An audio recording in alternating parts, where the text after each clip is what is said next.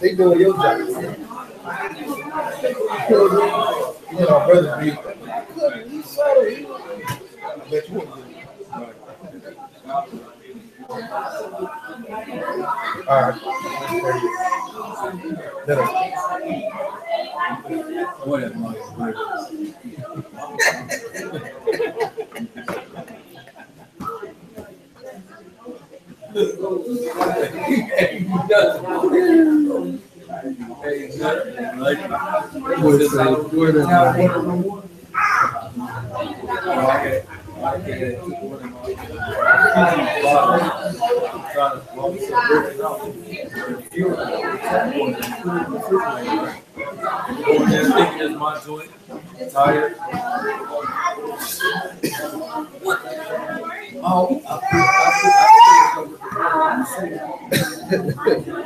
You can tell that busy on there.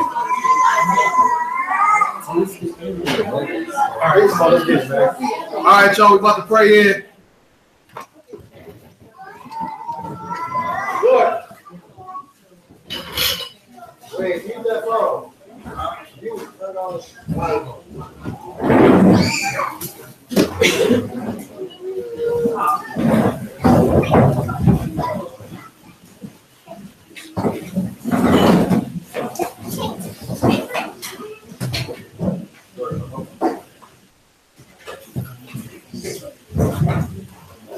all minds clear? This is Deuteronomy or Devarim, chapter 6, at verse 4. Hear, O Yisrael, Yahuwah our Elohim, Yahuwah is one. Shema Yisrael. Shema Yisrael. Yahuwah Eloheinu. Yahuwah Eloheinu. Yahuwah Echad. Yahuwah Echad. This is Exodus or Shemot, chapter 20, at verse 3.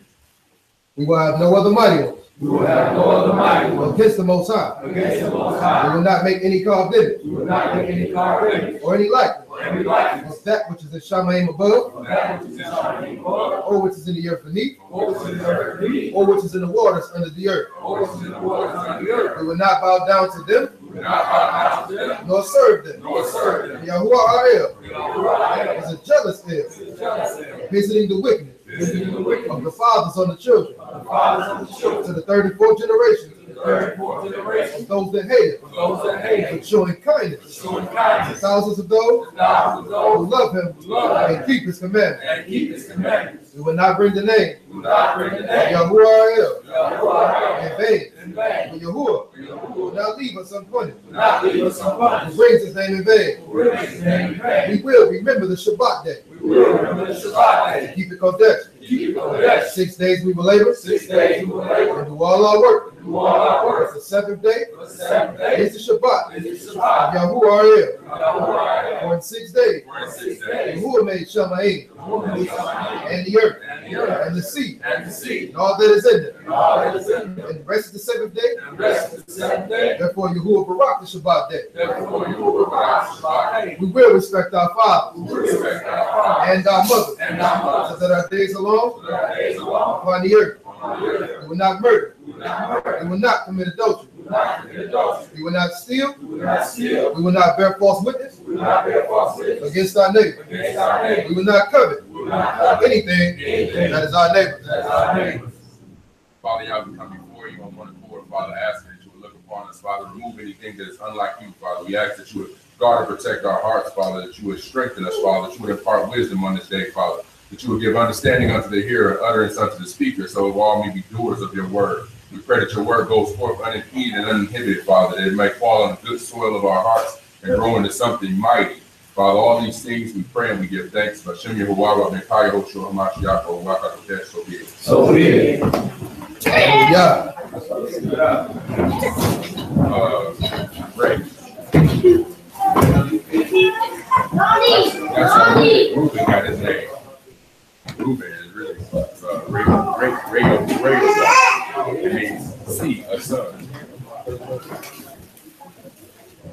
Seed. The Most High is giving his son. All right, Shabbat Shalom, Shabbat Shalom, Shabbat Shalom.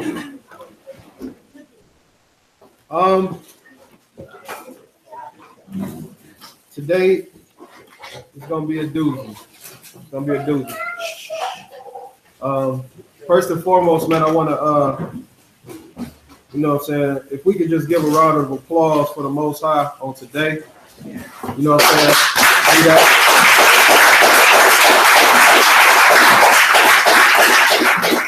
Anybody care to explain why we should give the Most High a round of applause?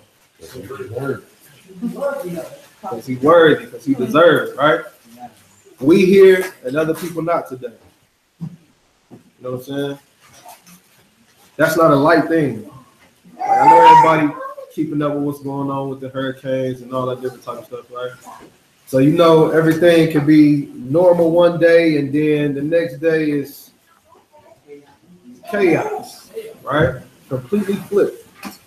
And we come up here week by week teaching the word, and it was just put on me to you know, go into saying that when we bring stuff out, it's not coming from a place where we don't have a point of reference, right? Like, it's not that we've never done anything on the wrong side of the commandments before. It's not that we haven't experienced certain things that are against the Most High before. We done been through that stuff, so when we teach on it, we actually got a point of reference to come from. It's not like, oh man, you think he better because, you know what I'm saying? People in here may not think that, you know what I'm saying? But some people do. And we actually do got a point. Matter of fact, get a Titus 3:1.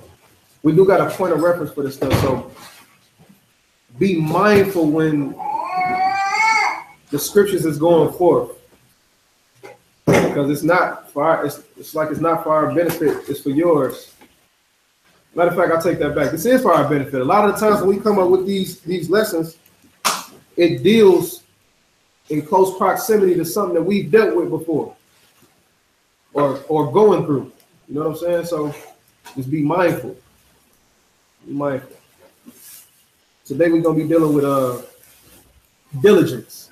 We're gonna be dealing with diligence, but not in a conventional way, so to speak. It's gonna be a little different today. So somebody get that though, that Titus 3:1. Titus chapter 3 and verse 1. Put them in mind to be subject to principalities and powers, to obey magistrates, to be ready to every good work, to speak evil of no man. So he said, this is what you're supposed to put the people in mind to do these things, right? Read. Be no brawlers, but gentle, showing all meekness unto all men. For we ourselves also were sometimes foolish. We ourselves were what? We're also sometimes foolish. The people who was teaching you this stuff, right? Said we ourselves were also sometimes, what were we? Foolish. We was the same way, right? This don't just come out of oh man, I just came out completely perfect. And you know, when I started teaching, I was like solid. That's not how that works. Right? Read. Disobedient, deceived, serving diverse lusts and pleasures. You ever went through some of that stuff? You ever been deceived and all that? Yeah. Right? Read. Living in malice and envy, hateful and hating one another. But after that, the kindness and love of Elohim, our Savior, toward men appeared. But after that, this thing appeared. When we got into this word, this truth came up, this stuff appeared, right? All of that stuff had to go away. Read. But not by works of righteousness. Ain't got nothing to do with us wearing fringes that this stuff went away from us. Ain't got nothing to do with not eating pork that this stuff went away from us. Right? That stuff come from inside. With the help of the Father and his Son. And I'm only saying this because this is the same type of stuff that we supposed to put on the people that we giving the word to, right? You know? Not by works of righteousness, which we have done, but according to his mercy, he saved us by the washing of generation and renewing of the Ruach HaKodesh. In the what now? Of the Ruach HaKodesh. In the renewing of the Ruach HaKodesh. How many of y'all need a renewing of your Ruach? Right?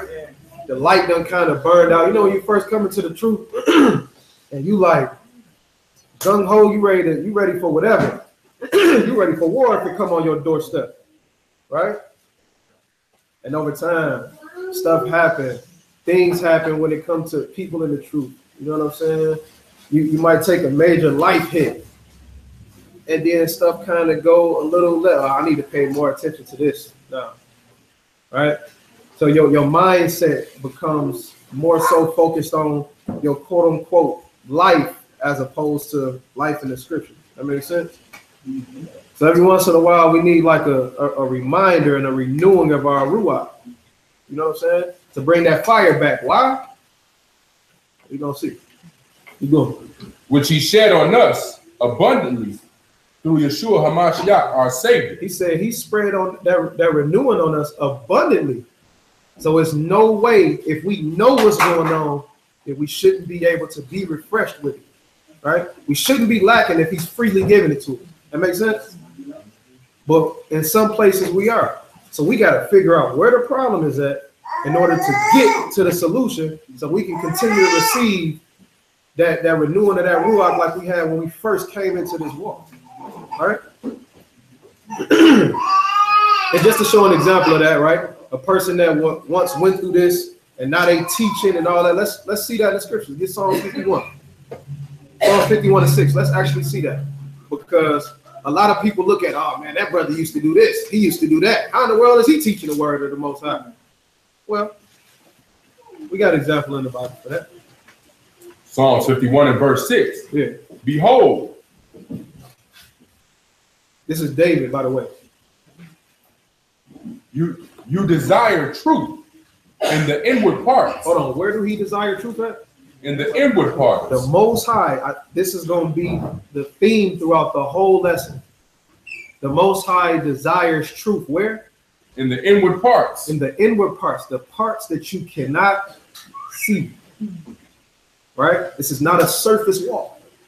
This is not it's Shabbat, man. Let's go to Shabbat service. We here. We good. You see me with my friend is on. You know what I'm saying? This ain't a outside type of walk. He said he desired truth in your what? In the inward part. He said we're gonna worship him in spirit and in what? Spirit ain't on the outside. Ain't nothing you can just, hey, spirit, that ain't nothing like that. Right? Read. And in the hidden part. And then the what? In the hidden part. In the hidden parts, the parts you can't see. Read. You shall make me to know wisdom. He said, in the hidden parts, you make me to know wisdom. Not on the surface. Oh man, my knowledge is great. Watch this. I can do this. I can go here. I can go there. I can go there. That ain't nothing. That don't mean nothing to the Most High. How many people that's not keeping his word know it? That's nothing to the Most High. Read. Purge me with hyssop. Do what now? Purge me with hyssop. Purge me with hyssop, a cleaning agent, right? So is he saying, hey, Father, rain down some hyssop on me and clean? He's still talking about the inside. Read. And I shall be clean. Wash me, and I shall be whiter than snow. And I shall be what? Whiter than snow. David was a what type of man? He was ready, right? He had some hue to him. But he ain't saying if I go get in the bath or if I go get in the water, then I'm gonna come out white as snow. Is that what he said? No, hold what you got. Get Isaiah 1:16. Let's see something that go with that so we can understand, for people that may not understand, that this is not talking about I'm gonna go in the water and come out white as snow, right? Isaiah chapter 1 and verse 16. Yeah. Wash you. He said, do what? Wash you. Yeah. Make you clean. Wash you, make you clean. Read. Put away the evil of your doings. Do what now? Put away the evil of your doings. Put away the evil of your doings. Go ahead. From before mine eyes. Cease to do evil. Learn to do well. Yeah. Seek judgment. Relieve the oppressed. Judge the fatherless. Plead for the widows. Come now and let us reason together. Saith Yahuwah. Yeah. Though your sins be as scarlet. Though your sins be as what? As scarlet. Though your sins be as scarlet. What color is scarlet? Red. They right before his face. They red, right? They're gonna be as what? They shall be white as snow. So when David's saying wash me so he can be white, he ain't talking about his skin color. He talking about something that's within, right? Everything we gonna deal with today is gonna be from the inner man. Your light didn't burn out because of because you wasn't keeping no commandments, so to speak. Your light burned out because your fire for the Most High went away, right? Your tenacity for the word went away, right? Go back over here where you at Psalm 51, where he said, wash them. Purge me with hyssop, and I shall be clean. Wash me, and I shall be whiter than snow. Yeah. Make me to hear joy and gladness, that the bones which you have broken may rejoice. Hide your face from my sins. He said, do what now? Hide your face from my sins. This is a request that he's making, right? He said, hide your face from my sins. Go ahead. And blot out all my iniquities. Creating me a clean heart. Do what now? Creating me a clean heart. It's a lot of times we see in the scriptures it's talking about heart, right? He said, create in me a what type of heart? Clean heart, right? Hold on to that heart thing. Go ahead. Create me a clean heart, O Elohim, and renew a right ruach within me. And do what now? And renew a right ruach within me. How many of us want our ruach renewed? Right? Renewing me a right ruach, right? Read. Cast me not away from your presence, and take not your ruach hakodesh from me. Restore unto me the joy of your salvation. You remember when you first came in, and you felt like salvation was around the corner, like I'm gonna get there, I'm gonna make it, and then later on down the line you start to question yourself. Oh, man, I don't know if I'm doing this, if I'm gonna even make it or not. Right? What changed between that time and that time? Right? We're gonna figure that out. Read. Restore unto me the joy of your salvation, and uphold me with your free ruach. He said, uphold me with your what? With your free ruach. If it's free, why we ain't got it? We should have it if it's free. If somebody say right now it's free pizza at Little Caesars, everybody and their grandma's auntie is gonna be down at Little Caesars trying to get a free pizza. Trust me, I know. Happy's just did it the other day. It was packed in there. Right? Go ahead.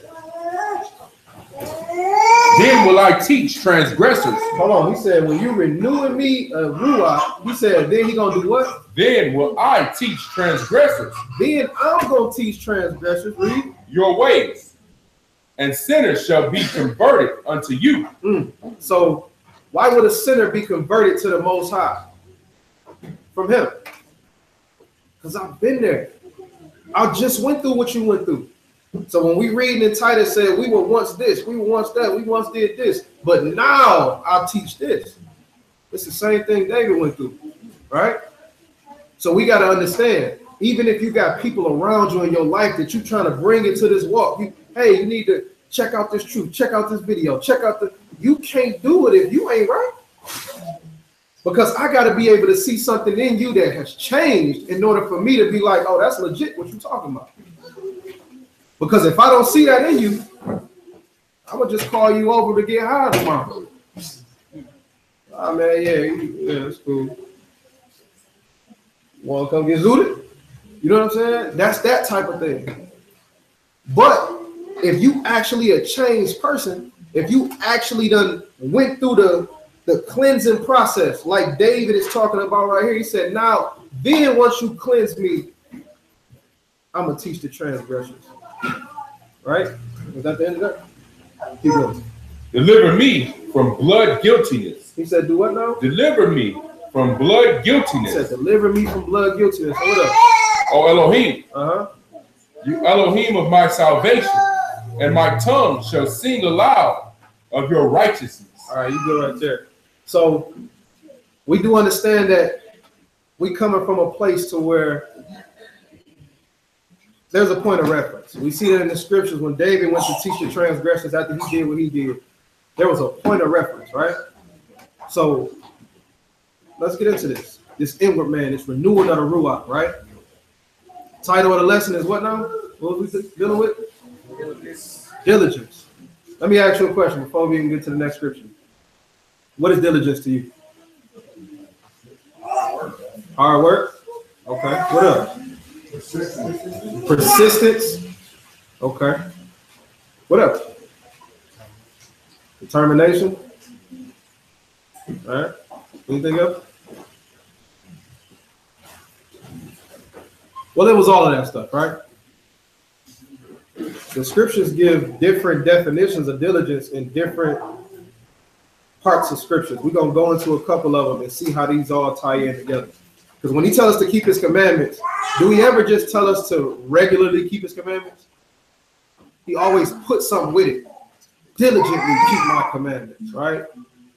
Keep my commandments with your whole heart. All these different type of things. He always adds something to it.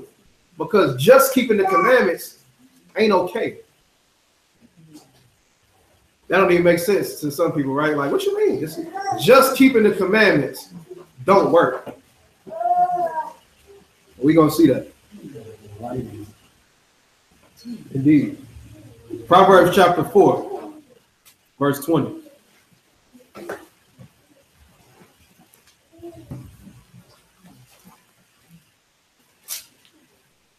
Book of Proverbs chapter 4, verse 20. My son, attend to my words. Incline your ear unto my sayings. Let them not depart from your eyes. Keep them in the midst of your heart. For they keep them in the what now? In the midst of your heart. Hold on, read that verse one more time. I want to point something out right quick. My son, verse 20. My son, attend to my words. Incline your ear unto my sayings. Incline your ear to my sayings.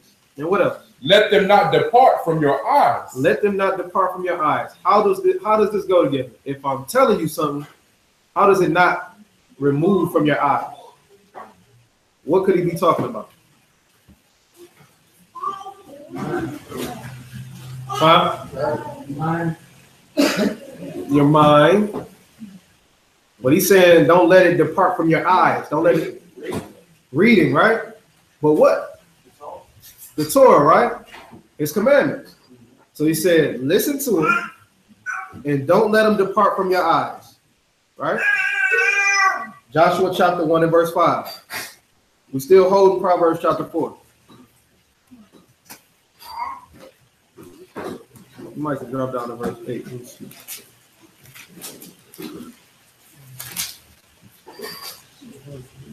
Verse 8. Joshua chapter 1 and verse 8. This book of the law shall not depart out of thy mouth. So you're supposed to speak it. Remember when you first came into this word, this walk? Everywhere you went, everybody you talked to, it was something about the scripture. Oh, here he comes, man. Talk about this Bible. Right? Time and time go on. It's not really like that no more, right? Go ahead. This book of the law shall not depart out of thy mouth, but thou shalt meditate therein day and night. He said meditate therein day and night, right? What does this mean to meditate therein day and night? Study, right? Does studying mean I'm just going to read a chapter tonight? No. Even every day, even if you read a chapter every single day, does that mean that you study in his word? Does that mean you meditate in his word? What does it mean to meditate in his word? practice, understand, perfect, right? To get the understanding, right? I can read Genesis 10 times and get 10 different things out of Genesis, right? It's a difference between reading over, skimming through, and studying, right? And we're going to show an example of that in a minute. Go ahead. This book of the law shall not depart out of thy mouth, but thou shalt meditate therein day and night, that thou mayest observe to do according to all that is written therein. For then thou shalt make thy way prosperous, and then thou shalt have good success. Right. Read what you got. Let them not depart from my eyes. Keep them in the midst of my heart. Talking about the commandments, right? But he said keep them in the midst of where? Of my heart. Keep them in the midst of where? Of my heart. Keep them in the midst of your heart. Why? You can always think on it. Okay, that's a fact.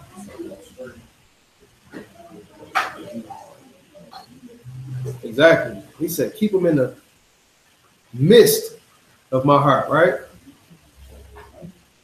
What was wrong with the heart?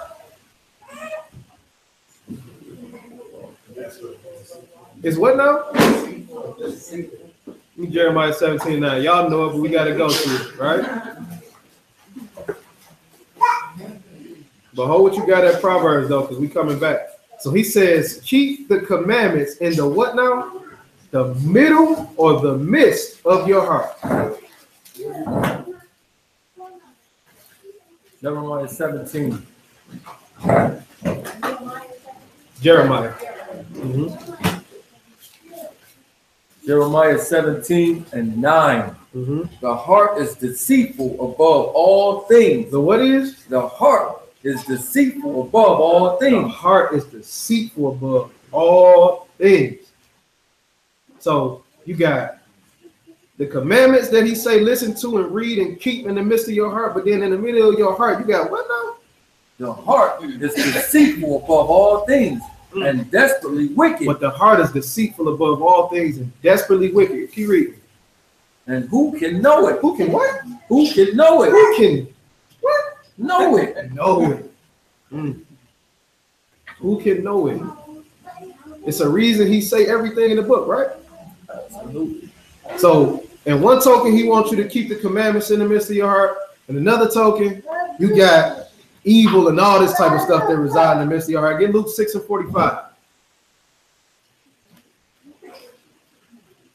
Now, how in the world can my heart keep both of these things in it? How did that make sense?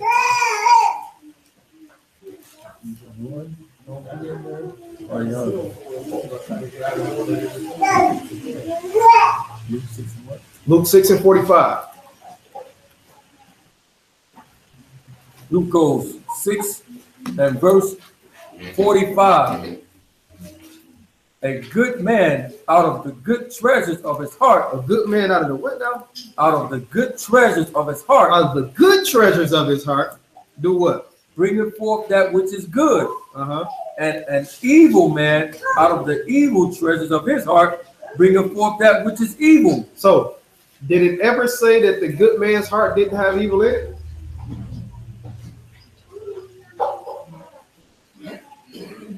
When he said good man out of the good treasures of his heart brings forth what now? Bringeth forth good, that which is good. And an evil man out of the evil treasures of his heart bringeth forth that which is evil. For of the abundance of the heart his mouth speaketh. Out of the abundance of his heart, the what speak? His mouth speaketh. So whatever is in the midst of your heart, guess what's going to come out? That. Right? This is very important and very key. Remember, we're talking about the inward man. We're talking about diligence, right? We ain't even got the diligence yet. But we're dealing with the inward man. So whatever your heart is filled up with, that's what's going to come out of you. Regardless of where you at, regardless of what you're doing, your thoughts are only going to get provoked by the good or the, right? So Get Mark 7:15. It's all going to make sense in a minute. Please just stay with me. Mark chapter 7, verse 15. There is nothing from without a man that entereth into him can defile him. Remember, that's just the physical, right? What you eat don't defile you, so to speak. We already know the Christian spin. You know, say, oh, we can eat whatever we want to eat. That's not what we say, right? We know that he's talking about eating with unwashed hands. If you eat something and dirt go in your mouth, that don't defile you, right? Just get that out the way. But again, that's physical, right? Read. But the things which come out of him, those are they that defile the man. If any man have ears to hear, let him hear. And when he was entered into the house from the people, his disciples asked him concerning the parable. And he said unto them, are ye so without understanding also? Y'all don't know what I'm saying either, huh? Read. Do you not perceive that whatsoever thing from without entereth into a man, it cannot defile him? It's physical. The man can't get defiled from something that's physical, right? In this aspect of what he's speaking about. Keep going, though. Because it entereth not into his heart. Because it entered not into his where? His heart. It entered not into his heart, right? So this can't defile him in that way because it's not going into his heart. Read on. Because it entereth not into his heart, but into the belly. But it goes where? Into the belly. Physical. Whatever go into your body physically can do what? Physically. Go out. Read. And go out into the trough, purging all meats. And he said, that which cometh out of a man, that defileth the man. But what's come out of you defile you. Why? For from within, out of the heart of men, proceed evil thoughts. So because out of the heart proceed evil thoughts. Read. Like what? Adulteries, fornications, murders, thefts, covetousness, wickedness, deceit, lasciviousness, an evil eye, blasphemy, pride, foolishness. All these things, all these evil things come from within and defile the man. Everything that he listed come from inside of you. From where though? The heart. So when he tell you, son, listen to my words, keep them before you always, keep them in the midst of your heart, it's because he's trying to keep what in you? The good, right? All right, go back to where you was at. Andrew, Proverbs chapter 4. This is all gonna make sense. Please stay with me. Pretty please. Proverbs chapter 4 and verse 21. Yeah. Let them not depart from your eyes. Keep them in the midst of your heart, for they are life unto those that find them. They are what? For they are life unto those that find them. So the people that find these things in the midst of your heart is what? Life. In the what? Unto those that find them. Is life in the middle of your heart. If you keep these commandments, if you actually hold them in your heart, not in your brain, like on the tip of your tongue. Oh, I know the commandments. Oh yeah, we ain't supposed to do this. We ain't supposed to do that. That's knowledge. It's a difference from knowing it and doing it, right? Read on. So it's life, right? In the midst of their heart. Read. For they are life unto those that find them, and health to all their flesh. And what? And health to all their flesh. So it's life in there and it's health into your flesh. It's got to mean something, right? Read. Keep your heart with all diligence. Keep your what? Your heart with all diligence. Keep your heart with all diligence. So all of this stuff he ran down just to tell you to keep your heart with all diligence. Can anybody expound to me what that means? Other than B. Not Kwabi.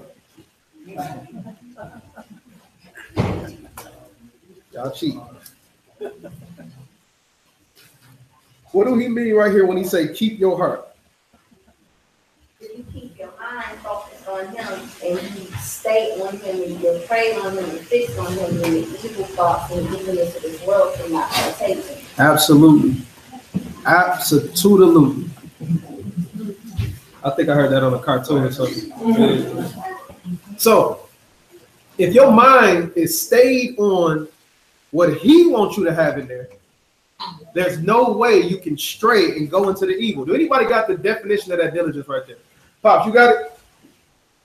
The definition of that diligence?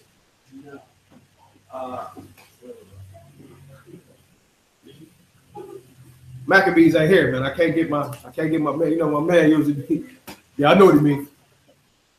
49:29. Place of confinement, prison, guard. He says a place of prison, confinement, or do what?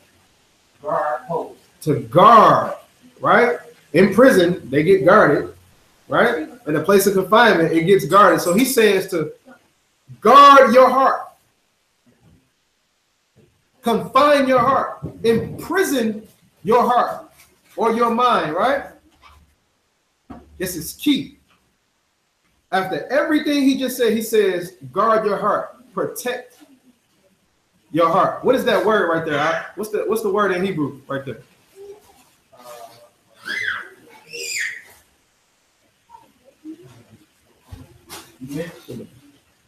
Mishmar.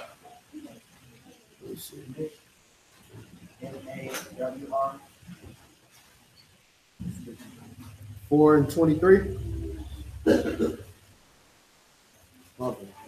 Yep. Mishmar. Mishmar. Right? Guard, right? So hold your heart or your mind in confinement. Right? Guard it, protect it. Right? Get Deuteronomy chapter 6 and verse 6. Now, everything we just went through, you got to keep that in your brain because you're going to need it in a minute. You got to keep that. You're going to need it in a minute. All right?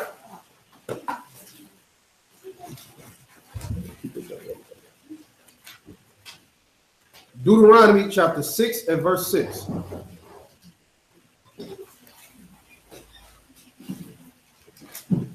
Deuteronomy chapter 6 and verse 6. And these words which I command you this day shall be in your heart. Shall be in your where? Shall be in your The heart. words that he commanded us, it says they shall be where now? In your heart. Again, this is in the heart. Read. And you shall teach them. And you shall do what? You shall teach them. You shall teach them Diligently. how? Diligently. Diligently to where? Unto your children. Teach them diligently to your children, right? First, before we even go into this, who do that? Who teach the commandments diligently to their children? Right? Somewhere we lacking that, right? It's a G check. That's all that is. It's just a G check. It's here for a reason, right? So it said teach them diligently, but what does that diligently mean? It's H8150. H8150. What word is that? Sanal. Shanar, right? To sharpen. To do what? To sharpen. To sharpen. Wet. Wet, sharpen. To teach. To be pierced. Okay.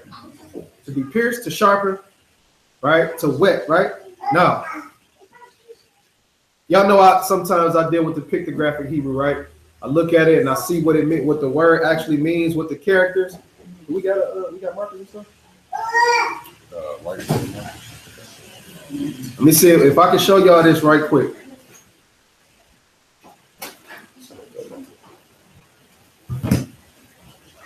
Now, the definition of the word says to pierce or to sharpen, right?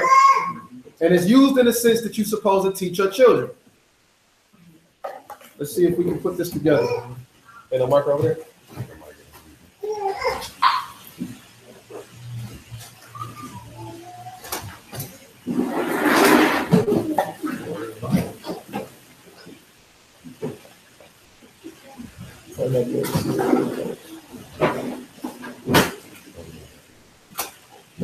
Sometimes it'll be in the corner. One of them might not be watching it.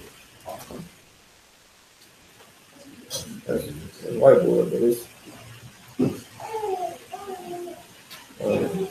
All right, B, I need you to write something. Try to read.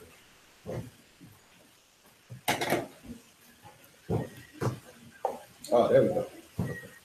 We good. All right, B. I need you to write. Remember, I was telling you outside. You know what I'm saying? All right.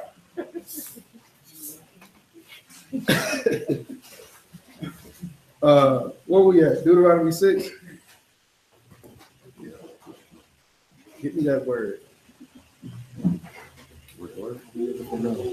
H8150. Shanan.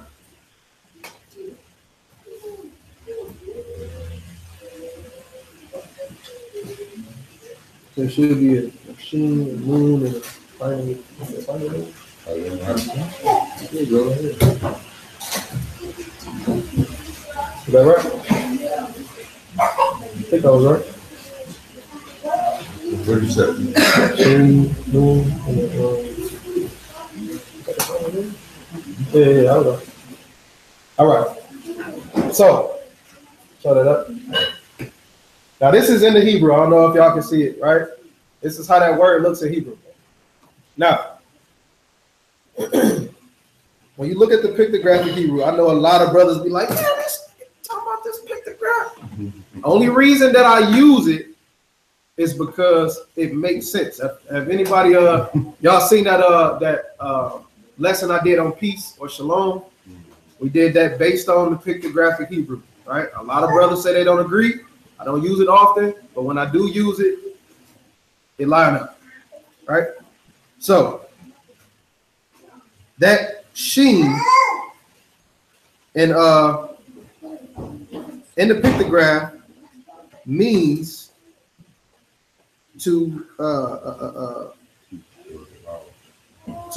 devour or to consume, right? The noon in the pictograph is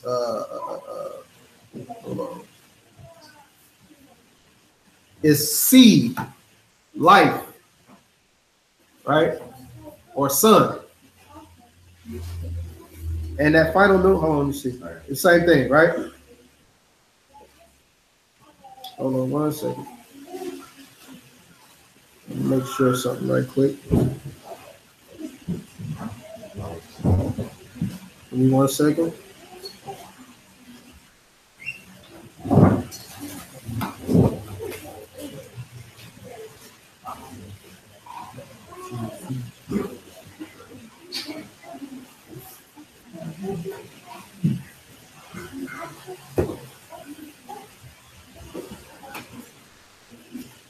Okay, here we go.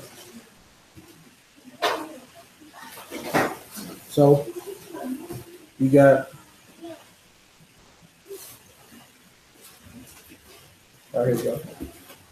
Machine, it says sharp, press, eat, or devour, right? So write that under the machine. Sharp, press, eat, or as consume or devour.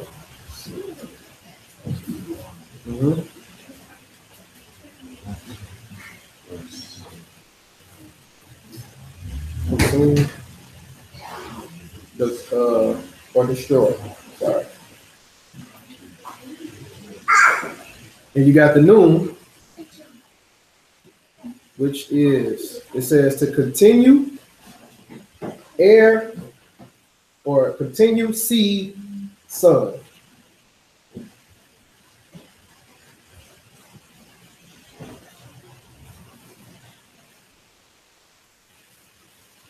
And then the same thing for the other. All right.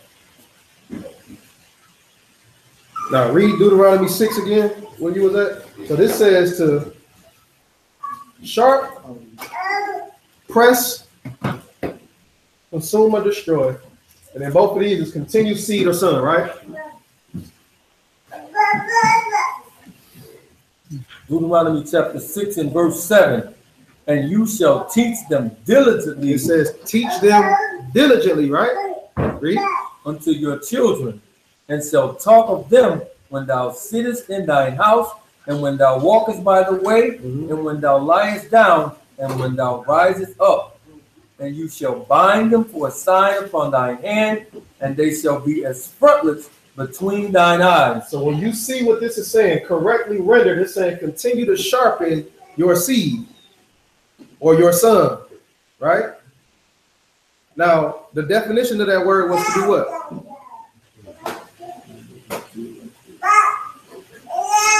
Diligently. Diligently. It is to sharpen. To sharpen, right? Wet. To sharpen. Teach. So it's the same, pretty much the same thing, right? So this diligently right here is to continue to sharpen your seed or your son or your heir, right? Your child, right? Let's go to another diligence. One more. Actually, two. Yeah. Deuteronomy 6 and 17. Deuteronomy 6 and verse 17. You shall diligently keep the commandments of Yahuwah, your Elohim, and his testimonies. You shall regularly keep the commandments. That's what it said, right? You shall diligently. You shall regularly. That's just keep the commandments. That's all you gotta do. Diligently. Man, get back to these laws, statutes, and commandments, man. Keep the commandments. Diligently. He say diligently do this, right? That's adding some flavor to it. That's not just saying regular, right? That's not go get me something to eat. That's hurry up and go get me something to eat. Makes sense? It's a difference, right? So this diligent and here is what? Shamar. Shamar, right? Which means what? To keep, guard. To keep or what? To keep, Or guard, observe. So it's the same type of thing where he says to do your heart. He said to guard your heart, to confine your heart, but he says to keep or to guard your heart, right? But he says to keep and to guard the commandments. What does that mean? Right? So God writing it out. It's the Sheen, it's the Mem, and the Resh. Sheen, Mem, Resh.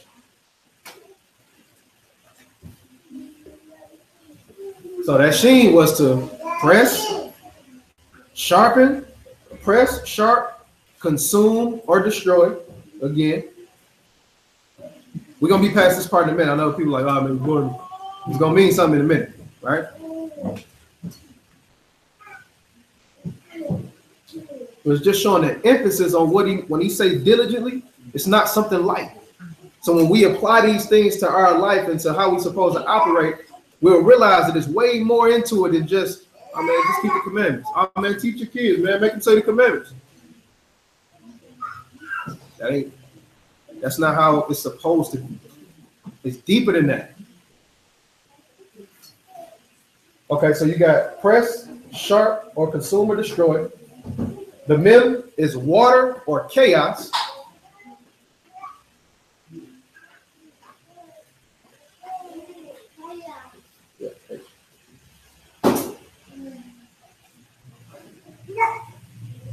And the Resh is head or first. All right? So rendered is destroy chaos first. Right? Basically, you're the first line of defense for chaos. Make sense? So when he says keep or to guard, that means that you are the first line of defense for any chaos. Right? So when you keeping or guarding the commandments, that means that you have to hold them close, protect, guard the commandments. Because if you don't, what's going to happen? Chaos. Right? One more. Get Joshua. I want to say Joshua 10. 22. 10. I believe that's.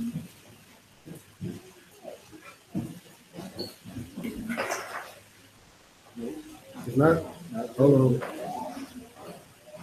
Let's see. Joshua 22.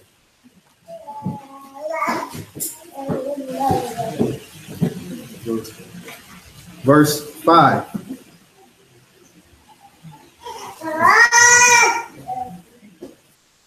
Joshua chapter 22 and verse 5. But take diligent heed to do the commandments. It said, but take diligent heed to do what? The commandments. To do the commandments, read. And the law, which Moses, the servant of Yahuwah, charged you to love Yahuwah your Elohim, and to walk in all his ways, and to keep his commandments, and to cleave unto him, and to serve him with all your heart and with all your soul. He said, but take diligent heed to do the commandments, right? So what does this diligent mean? It means behold, exceedingly. It says what now? Exceedingly. Exceedingly. Much. How do you keep the commandments exceedingly? It says exceedingly. Keep reading. Much, might, force, abundance, sustenance, sustainative. What do the Strongs say? They give a word. They like sum all of that stuff up. Strong's definition from the same as H181 properly. Vehemence. Vehemence? That is with or without precocity. Now vehemently. Vehemently, right? What does vehemently mean? Now he's saying keep your do these things vehemently. What does that mean? What does vehemently mean? Strong, right? Forceful, passionate, right? Intense, with great feeling.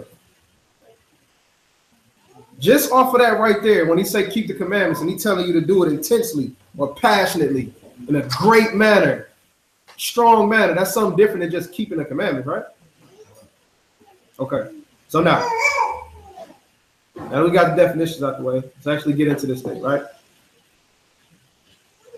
Before we went into the diligence, right, we started talking about how you were supposed to keep his words in where? In your heart. Where in your heart? Yes. In the midst of your heart, right? Okay. Get Galatians chapter 6 and verse 4.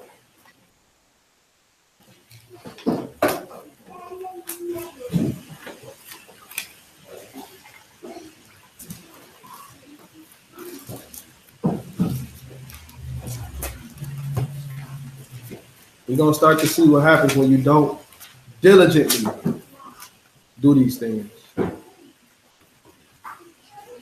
Book of Galatians, chapter 6, and verse 4. But let every man prove his own work, and then shall he have rejoicing in himself alone, and not in another. For every man shall bear his own burden. Every man gonna bear his own burden. Read. Let him that is taught in the word communicate unto him that teaches in all good things. Be not deceived. Elohim is not mocked. For whatsoever a man sows, that shall he also reap. Everybody believe that? Read what you sow. I mean, he said whatever you sow, that's what you're gonna reap, right? Remember, what comes out of you is what's in you. Keep all that. Read. For he that sows to his flesh shall of the flesh reap corruption. If he sow to his flesh, they reap corruption. When he's talking about sowing and reaping, what is he usually getting at? Like, what's the base of sowing and reaping? I couldn't hear that. Actions, right? But like what? Like, what do sowing and reaping coming from? Where did that come from? From we're doing. Say what we do. Right, but on the basic level, what do you sow? Plants, seeds, right? On the basic level, sowing and reaping, right? Whatever you put in the ground is gonna come out, right? Whatever effort you put into the seed that you put in the ground, that's what you're gonna get, right? Read. For he that sows his flesh shall of the flesh reap corruption, but he that sows of the ruach shall of the Ruach reap everlasting life. So he says that the commandments is supposed to be in your heart, in your inward parts, in the midst, right? The law is what? Spiritual. So he says, he that sow to the flesh shall of the flesh reap corruption. But he that sow to the spirit or to the law, do what? Shall reap of the spirit and everlasting life, right? Read on. And let us not be weary in well-doing. Let us not be what? Weary in well-doing. Let us not be weary in well-doing. This weary right here is not to be weak in well-doing or to be bad at doing good. Right? Like you're trying to do good, but you're bad at it. Right? We're gonna see an example of that. Like it ain't, I'm not just saying it. Like you saying you're doing something good, but you're really bad at it. It's like you, I don't know, let me give you an example. Loan somebody $20, right? But you hate that you loaned them that $20. You go and talk about that $20 to everybody you know. Man, this nigga always trying to ask me for money, man. No, he got $20 for me, right? You did something good, but you just bad at it, right? That's not a good thing. We're going to actually see an example of that, right? Because that's what's where? In your heart, right? Read. And let us not be weary in well-doing. Don't be weary in what type of doing? Well-doing. In well-doing. Hold on to that. Go ahead. For in due season we shall reap if we faint not. If you don't faint, if you continue on that path, if you diligently, passionately, wholeheartedly do what you're supposed to do, you're going to reap the benefits of your actions. Right? Genesis chapter 4.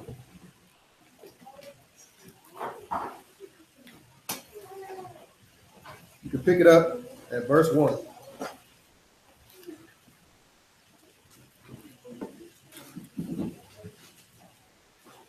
Bear sheep. Chapter 4 and verse 1. Yeah. Now remember we was talking about sowing and reaping, right? All right. Talking about stuff that's in your inward parts of your heart, right? Okay. Good. And Adam knew Eve, his wife, and she conceived and bare Cain, and said, I have gotten a man from Yahuwah. So what was Adam supposed to do with his son from henceforth? According to the commandment. Teach him diligently, right? And what he's supposed to do? I think he did. Taught the other one. Read on. Verse 2. And she again bare his brother Abel.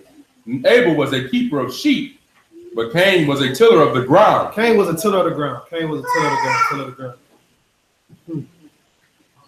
Cain was a tiller of the ground. Hold on to that. All right. Cain was a tiller of the ground. All right.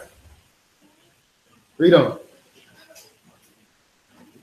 And in process of time, it came to pass that Cain brought of the fruit of the ground. Who? He did what now? He brought of the fruit of the ground. Cain brought of the fruit of the ground. Did it say Abel brought first? Who brought it first? Cain brought from the fruit of the ground. Of what? An offering unto Yahuwah. Now, you would think if I beat you to the punch, if I bring the offering first, did that mean something, right? Cain brought the offering first. Do it say he brought a bad offering? Do it say he brought an offering that wasn't worthy? Okay, go ahead. And Abel, he also brought of the firstlings of his flock. Oh, he brought the firstlings of his flock. So right here, how do we do it? We say, see, it only say that Cain brought of the fruit of the ground. But Abel brought of the firstlings of the flock. See, it was different, right? I used to say the same thing. But there is a but. Can I actually say that Cain didn't bring his best? I can't. Read on. And of the fat thereof, And Yahuwah had respect unto Abel and to his offering, but unto Cain and to his offering he had no respect. Why he didn't have respect to Cain's offering? Cain brought it first. He brought him of the fruits of the ground. He was a tiller of the ground. He was a tiller of the ground. He was a tiller of the ground. Hold on to that. Where do we say that? It don't. So we can't assume. Say that one more time. You said, what's the ground cursed? The ground was cursed. Do that make sense? We're going to show you. We're going to show you. Let's see something. Keep reading.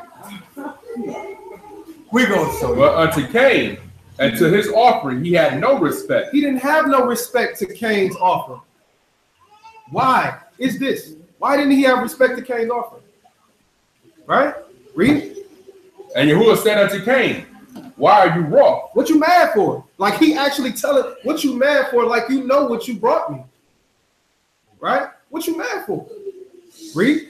And why is your countenance fallen? And what your countenance falling for? You know what you brought me. You know what you're doing. Read. If you do well. If you do what? If you do well. Be not weary in well doing. Right? He did something good, right? Didn't he bring offering to the Lord? He just was bad at it. Right? Oh, I'm gonna bring him off. You know what I'm saying? I got this. And I brought it first.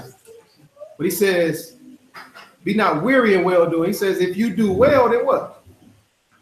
If you do well, shall you not be accepted?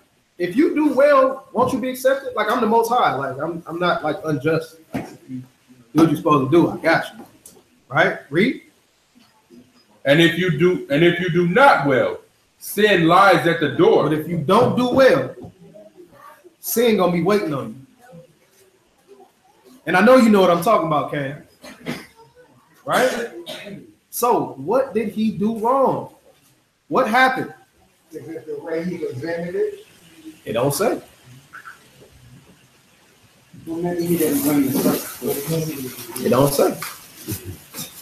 But it said his attitude. It's talking about his attitude, confidence. He was mad to do it. Why did his countenance fall? Because he didn't accept it. Because he ain't accepted. He brought his first, but you accept his and don't accept mine. So that's why he got mad. Like, man, come on, dog.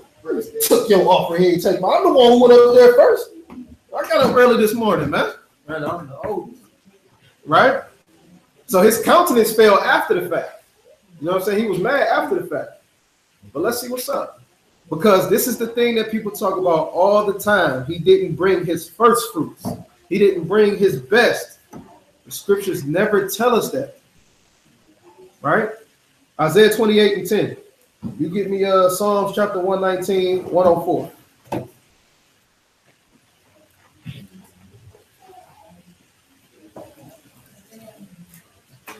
28:10.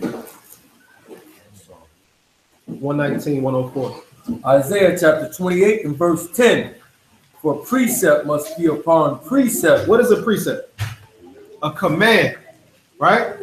Now, is there a such thing as a command being within the same book as another book? Do that make sense? Like, can I have two commands in the same book? They're precepts, right? But a lot of people got this whole thing that precepts is something different than what it is. So when we actually find precepts in the book, people don't even know what that, like, huh? How did that even? I'm about to show you. Precept must be upon precept.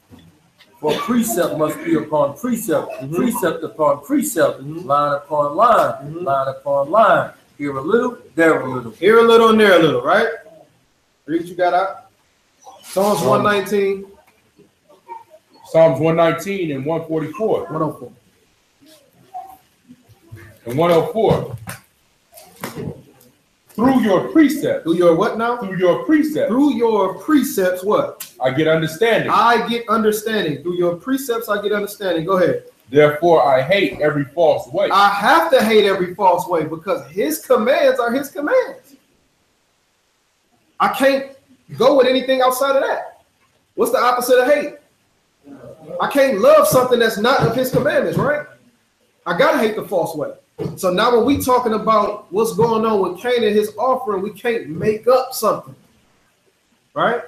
And it's not like that's a bad thing to say, oh man, well, you know, he ain't bring his best.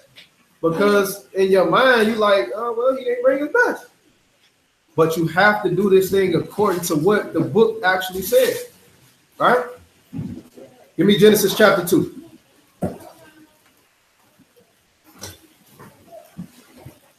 Genesis chapter 2 and verse 7. Genesis. Matter of fact, hold on. Before you get that, get Isaiah chapter 55, verse 11.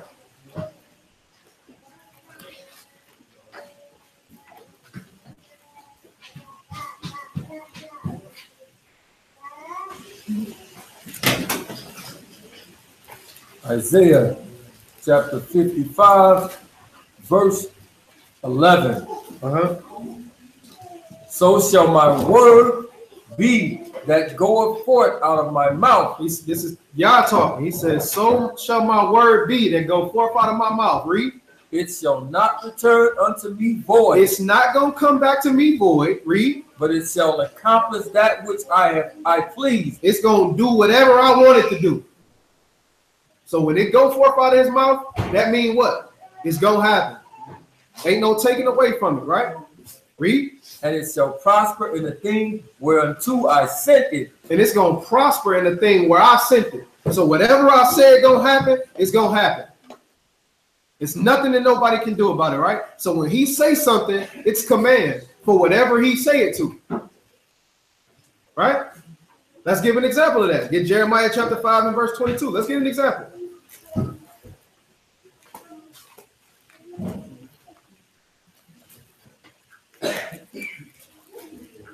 Remember we was talking about when B dropped the lesson, and it says that he commanded, what did he command? That the tree bear fruit, right? And when it didn't bear fruit, it had to be what? Hewed down. Now this is all the way in the beginning where he told the tree to do that. So all the way over here when Mashiach is preaching, these trees that's not bearing fruit, they got to be cut down. Jeremiah 5 and 22. Jeremiah chapter 5 and verse 22. Fear ye not me, saith Yahuwah. Will you not tremble at my presence? Tremble at my what now? My presence. Didn't Adam tremble at the presence of the Most High when he came? Absolutely, right? Read. Which have placed the sand for the bounds of the sea. He placed the what? Bands of the sea, the sand for the bounds of the sea. He placed the sand as a bound for the sea. For what? For a perpetual decree. That it what? That it cannot pass it. And though the waves thereof toss themselves, yet they cannot, they prevail. So he says, I put the sands by the sea. I made them for a perpetual decree that no matter how high the waves go to and fro, they can't pass it. Right? This is what he said, meaning if anything happened outside of that, that means somebody got to get soft for it. Why? Because he gave the command for that. Do that make sense? All right, now let's go back to Genesis. Genesis chapter 2 and verse 7. Let's walk this thing up. Now we're talking about diligence, right? Passionately keeping his commandments, guarding his commandments, right? Genesis 2 and 7. Genesis chapter 2 and verse 7. And Yahuwah Elohim formed man of the dust of the ground. He did what now? Formed man of the dust of the ground. Hallelujah. Thank you, Yah, for getting us here. Right? Read. And breathed into his nostrils the breath of life, and man became a living soul. Yeah. And Yahuwah Elohim planted a garden eastward in Eden. Who planted the garden? Yahuwah. Yahuwah planted the garden eastward in Eden, right? Go ahead. And there he put the man whom he had formed, and out of the ground made Yahuwah to grow every tree that is pleasant to the sight. So he planted the garden and he put the man in the garden, right? Like Qua brought out before, the man did not see himself being created. nor did he see anything that was created around him be created, nor did he see his wife be created. Right? So it's not too hard to take things for granted that you have no prior knowledge of, or that you don't understand how this works. It's not too hard to take it for granted. Like how we take the Most High for granted at times, and we think that he ain't watching, we think he ain't paying no attention because we ain't never seen him. He ain't never came down and said, hey, this is me. We take him for granted, right? We don't show our due diligence, our passion, or our love for the Most High and his commandments because we ain't never seen him, right? But he said, blessed is the man that believe and haven't what? And never seen. So let's walk this thing up. Go ahead. Verse 9, and out of the ground make Yahuwah to grow every tree that is pleasant to the sight and good for food, the tree of life also in the midst of the garden. In the what? The tree of life in the midst of the garden. Where did he put the tree of life at? What did he tell you to keep his commandments at? In the midst of your heart, right? And he said that once you keep them in the midst of your heart, whoever finds them have what? Life. Life. Your heart is a mirror image of the Garden of Eden.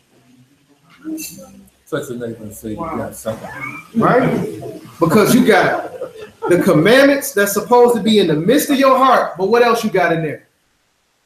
Evil. Where at? Right there. Guess what you got to choose every time? He read. And out of the ground made Yahuwah to grow every tree that is pleasant to the sight, good for food, and the tree of life also in the midst of the garden, and the tree of knowledge of good and evil.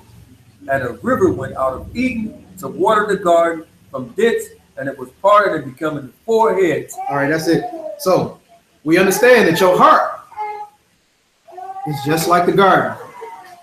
So you have to stray away from the evil, even though it's right there. You have to go to that tree of life. You got to eat from it over and over and over and over again, right? But let's see where Adam messed up at. Verse 15. Verse 15. And Yahuwah Elohim took the man and put him into the garden. He put a heart in every one of y'all. And he told you to keep it. And he told you to guard it diligently. Ain't that right? We just read that, right? What did he tell Adam to do with this garden? And Yahuwah Elohim took the man and put him into the garden of Eden to dress it. To do what? And to keep it. To dress it and to keep it. Can you look at that word keep and see what that means?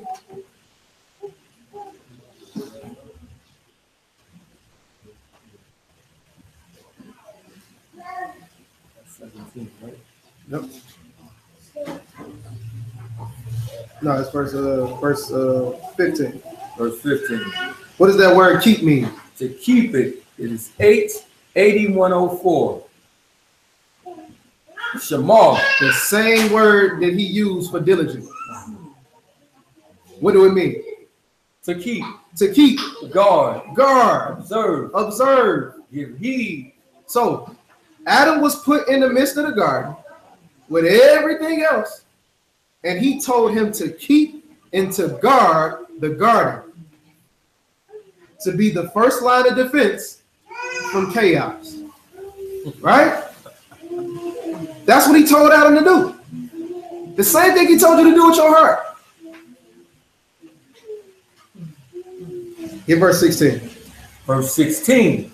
And Yahuwah Elohim commanded the man, saying, of every tree of the garden thou mayest freely eat. What else did he give us free? We've been talking about all day. The Ruach, right? Ain't no way we shouldn't have it if he gave it to us for free. Read. But of the tree of knowledge of good and evil thou shalt not eat of it. He told you to keep that with his commandments in the midst of your heart. But he also told you that the heart was deceitful and all that, right? So a good man is supposed to bear the fruit of the goodness out of his heart. So what one you supposed to deal with? The tree of life, right? The rest of the trees. You ain't supposed to deal with this one over here. Read. For in the day that thou eatest thereof, thou shalt surely die. And Yahuwah Elohim said, it is not good that man should be alone. Yeah. I will make him an helpmeet for him. And out of the ground Yahuwah formed every beast of the field, every fowl of the air, and brought them unto Adam to see what he would call them. Verse 22. Verse 22. And the rib which Yahuwah Elohim had taken from man, made he a woman, and brought her unto man. And Adam said, this now is bone of my bones, and flesh of my flesh. She shall be called woman, because she was taken out of man. So the woman was given to the man, right? Now, where's the woman at? Where's she at? She in the garden. So now Adam is supposed to keep, protect, and guard everything that's where? In the garden. Genesis chapter 3 and verse 1. Genesis chapter 3, verse 1. Now the serpent. Now the who? Now the serpent. Yeah.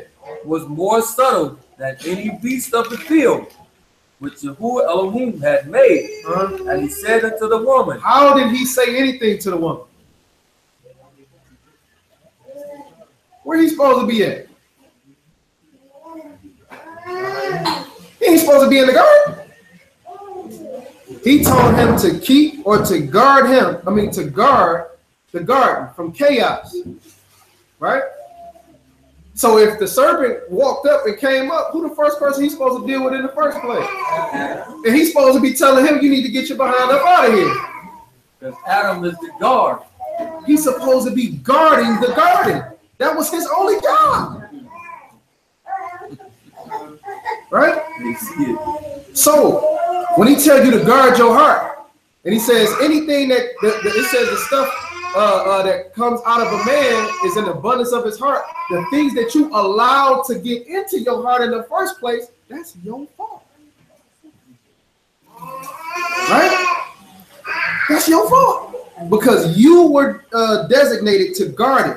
So before anything bad happened, when you allow something chaotic or outside of what the Most High wants to be in there to come in there, you already compromised what you were supposed to do. Ain't no telling what's going to happen next. All right? Keep reading up. One job. You started verse 1 again. One job he had was to guard the. It's only one beast. He didn't say a flock of them came up. Right? Read. Genesis chapter 3 and verse 1. Now the serpent was more subtle than any beast of the field which Yahuwah Elohim had made. And he said unto the woman, yea, have Elohim said, you shall not eat of every tree of the garden? Now who is Adam supposed to be guarding outside of the garden? His wife. Right? Adam wasn't too far. But let nobody let you believe it. Read. And the woman said unto the serpent, we may eat of the fruit of the trees of the garden, but of the fruit of the tree which is in the midst. In the what? In the midst. In the midst of the garden. Of the garden, Elohim hath said, you shall not eat of it, neither shall you touch it. She lied, because he didn't say nothing about touching it. But it was another tree in the midst of the garden that you can do whatever you wanted to with it. Read. Neither shall you touch it, lest you die. And the serpent said unto the woman, you shall not surely die. For Elohim do know that in the day you eat thereof, then your eyes shall be opened, and you shall be as Elohim of gods, knowing good and evil. Yeah.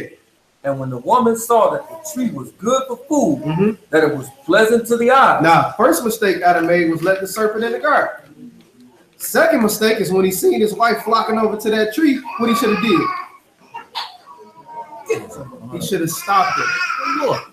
Hold on, woman. Why are you even walking over there? No.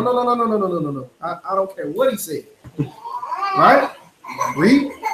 And when the woman saw that the tree was good for food, and that it was pleasant to the eyes, and a tree to be desired to make one wise, she took of the fruit thereof, and did eat, and gave also unto her husband, with her, and he did eat. Now, he watched her go to this tree, grabbed the fruit. She ate it. He said, oh man, she's still alive. He ate it. Right? Adam wasn't on his game. He wasn't doing the one job that he was given to do. And that was to guard the garden. That was all he was told to do. And that's what you told to do. But how can you do something that you're not passionate about?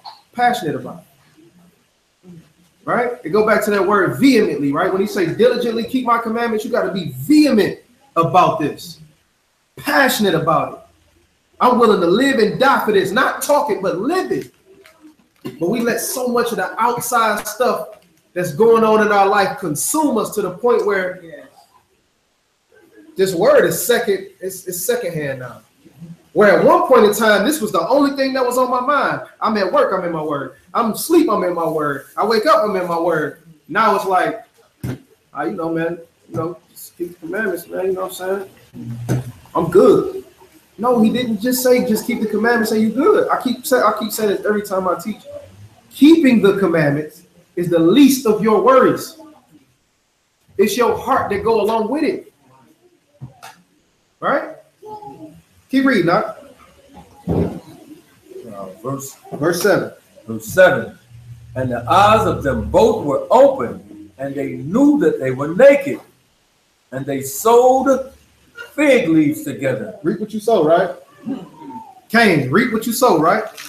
Cain, the one who sowed the stuff in the ground, and he the one who gave it to the Most High. Adam took from what was sowed in the ground, and they sowed it onto themselves, right? Read on. Sewed fig leaves together and made them aprons. And they heard the voice of Yahuwah Elohim walking in the garden in the cool of the day. And he say, ain't you gonna fear in my presence when I come? Read. Cool of the day. And Adam and his wife hid themselves from the presence of Yahuwah Elohim amongst the trees of the garden. You got the nerve to go hide amongst the trees after you done took from the...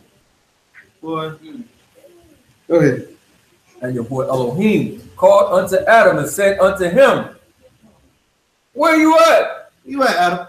And he said, I heard thy voice in the garden, and I was afraid because I was naked. Because I was what? Naked. Who decided that he was naked? Was he any different before? We know he had that light on him, but he had no clothes on. Read. And I hid myself. And he said, who told you that you was naked? Has you eaten of the tree, wherefore I commanded thee that thou shouldest not eat? Now I remind you, when it says that when they eat from that tree, they was going to be as gods, right? It was to determine good or evil. So when he asked them, who told you you was naked? Who actually told Adam he was naked? Adam did. Because now he was able to decide what was right and what was wrong. Right? Read. Verse 12. And the woman said, and the man said, the woman whom thou gavest to be with me, she gave me of the tree, and I did eat. Straight up crazy. Oh, she the one who gave it to you, right? You ain't watch her go over there and get it and all that, right? Read. And Yahuwah Elohim said unto the woman, what is this that thou hast done? Now the Most High is always going to make you realize about yourself. It's not about somebody else, right? Did you do this? Did you go and do this? Read. And the woman said, the serpent beguiled me. She didn't say yes. She said the serpent beguiled me. Why didn't they keep those commandments? Because they weren't passionate about them. They didn't delight in them like David said that he do. Right? David, from his youth up, kept the commandments, except for that one time that he fell short, right? And then after that, he went on to keep the commandments, the whole nine, right? if he was able to keep the Ruach throughout that whole time, why is it that we've been in the truth 5-10 years and we like at a standstill, at a point where we empty? Because some love for the Most High's commandments ain't going around, right?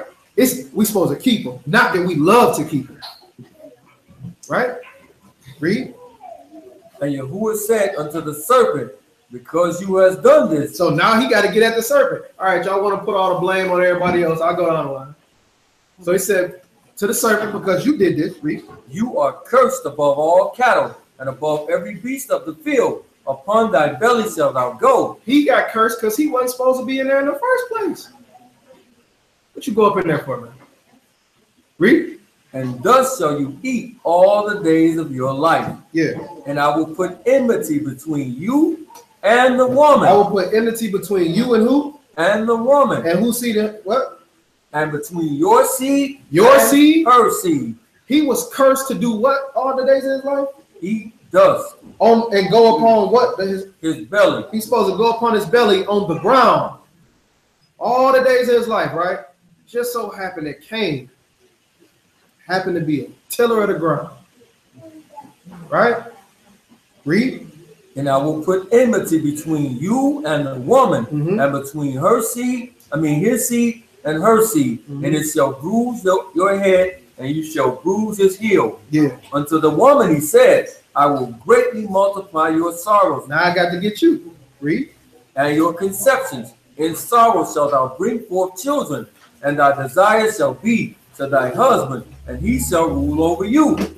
And unto Adam he said, because thou hast hearkened unto the voice of your wife, and hast eaten of the tree of which I commanded thee, saying, thou shalt not eat of it. What does he say? Cursed is the ground for your sake. He said, cursed is the what now? Cursed is the ground for your sake. Cursed is the ground because of you. Now y'all got to follow him. He told him, cursed is the ground because of you. Read. And in sorrow shalt thou eat of it all the days of thy life. Thorns also and thistles shall it bring forth to thee. So he said, thorns and thistles is what's going to bring forth out of this ground.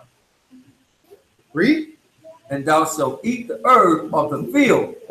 In the sweat of thy face shalt thou eat bread, till thou return into the ground. For out of it was your taken, and for dust you are, and unto dust shalt thou return. So, we go back over here to Genesis chapter 4, and he didn't accept Cain's offer. Why didn't he accept it? Because the ground was cursed. You gave me stuff full of thorns and thistles, and I cursed this ground. But you decide, because you don't have a passion for me, that you're going to go and give me of the same thing that I cursed with your father. This is why his offering wasn't accepted. And this is what a lot of us do. Instead of doing what the Most High asks of us, we do what we think is the minimum. Oh, he just want to offer. He just wants us to keep the commandments. That's it. I'm good. I keep the feast days. What you talking about? I got my fringes on. I do this. I do that. What you talking about? I'm good. No, it don't work like that. Get Ezra chapter 7, verse 23.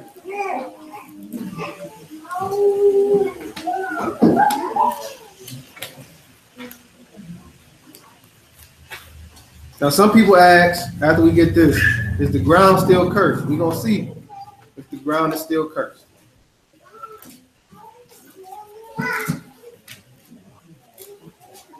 Ezra 7. Ezra 7, in verse 23. Ezra chapter 7 and verse 23. Whatsoever is commanded by the Elohim of Shamaim, let it be diligently done for the house of the Elohim of Shamaim. What does that diligently mean? He said, whatever is commanded of the Most High, let it be done, let it diligently be done. Let's see.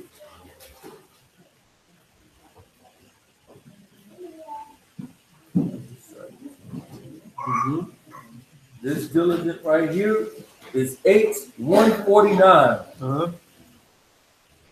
Correctly. Let it be done. What? Correctly.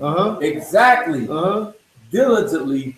Earnestly. Let it be done correct and exact and earnestly. You gotta want to do it, not just do it. It don't mean nothing if you just doing it and you doing it bad. It don't mean nothing. I gotta wear these stupid things walking out the house like that. Things look stupid. Right? And we can't eat nothing. Right? We can't go to the club. Hey, I just want to drink. Right? You got something to say about the commandments that he gave us. Instead of doing it with your whole heart, instead of delighting in it. He said the law is a lamp to my feet. This is my light. This is what I do. This is my love. That ain't in us no more for the most part, because we had a standstill when it comes to the spirit. At one point in time when you was in it, there was nothing that nobody could tell you about what you was doing. I'm talking about you like, what you say? Huh? Well, you know Deuteronomy say this. Well, you know, no, I just asked you for a cup of Kool-Aid, dog. Right? You was on it. Everything you could, any time. Right? You was calling your homeboys up every day. Yo, man. Hey, did you see over there in Exodus it said this? Man, do you know we've been doing this our whole life? You was on it. Couldn't get you away from it. And now it's the opposite. Can barely get you to do it. You gotta raise your hand and say it's you. But we here, right? Can barely get you in your word. You might make time for it and say, you know what? I'm gonna get in my word. I'm gonna be in my word today when I get up. Or I'm gonna read this and I'm gonna study over here when I do. And then when it comes time to it, it's always something that come up. When beforehand, everything had to wait. Everything had to wait, but now it's on the back burner because you feel like you know it. Oh, I got this. You know what I'm saying? I know I'm supposed to keep the commandments. If I don't commit no adultery, I'm going to the kingdom anyway. Right? I'm at Sabbath service every week. Even when I don't be there, I'm still there. I watch it. I'm good. It don't work like that. The Most High says, don't put no other Elohim before me, right? Not even yourself. Nothing. I mean, he wants to be first. The first thing on your mind, the last thing on your mind. That's what he want to be. He don't want to be second to nothing. But because we haven't been able to do that and produce that fruit, at some point, he's going to have to come and cut us down. All right? Where we at, huh? Ezra 7:23. Read that over again. Ezra chapter 7 and verse 23. Whatsoever is commanded by the Elohim of Samaim, let it be diligently done for the house of Elohim of Samaim. For why should there be wrath against the realm of the king and his son? This is the king of Babylon at the time. Like, look, man, whatever the Most High won't done, make sure you do that thing right and exact. I don't need no problems with the Most High. That's y'all God. That's our God. Whatever he say, do. Right? This whole letter, he wrote a letter to Ezra telling him, look, anything you need when you get there, I don't care what it is, you tell the people and they gotta honor it because it's coming from me. If the Most High say that you need to play the lottery at 2:13 and the lottery is over with at 2:12, you better let them play it. Not, literally, but you get what I'm saying. He wrote a whole letter saying, look, I don't want no smoke with the Most High. Anything that need to be done, you got permission to do it, period. And Ezra went and carried it out. But today we ain't got that same type of fire. We ain't got that same type of zeal for the Most High. We don't know how to guard our minds anymore. 2 Corinthians chapter 10. Verse 5.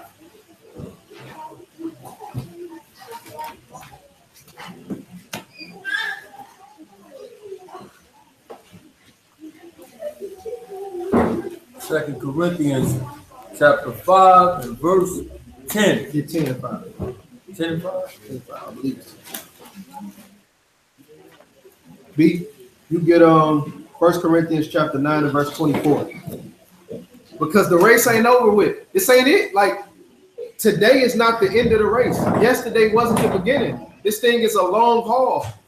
But with any marathon, what do they tell you? Have anybody ever ran a marathon or ran a cross country, anything like that?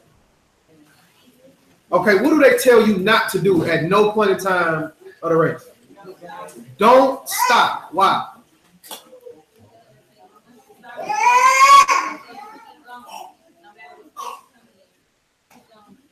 Keep going, because if you stop, guess what's gonna happen after the next 30 steps?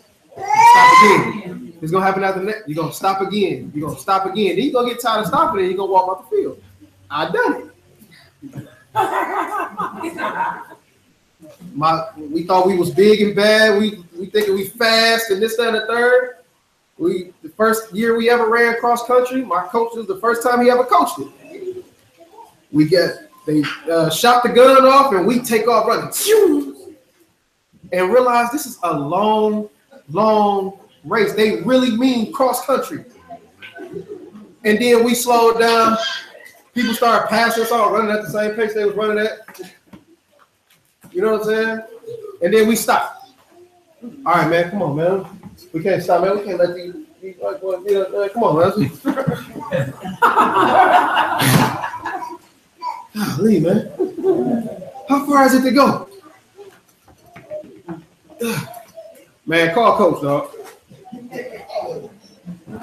Hey, man, you know this ain't for black folks, man. We not about to keep running it. And we stop, we quit. You know what I'm saying? That boy gave up. Twitter. Stop, just out the blue, like I can't do it no more. But had we taken off at the right pace and just kept on going, even if we slowed down, just kept on going and never stopped, we'd have finished that race out. But the problem today is we hit the road running. And then once a little momentum get away from us, we like,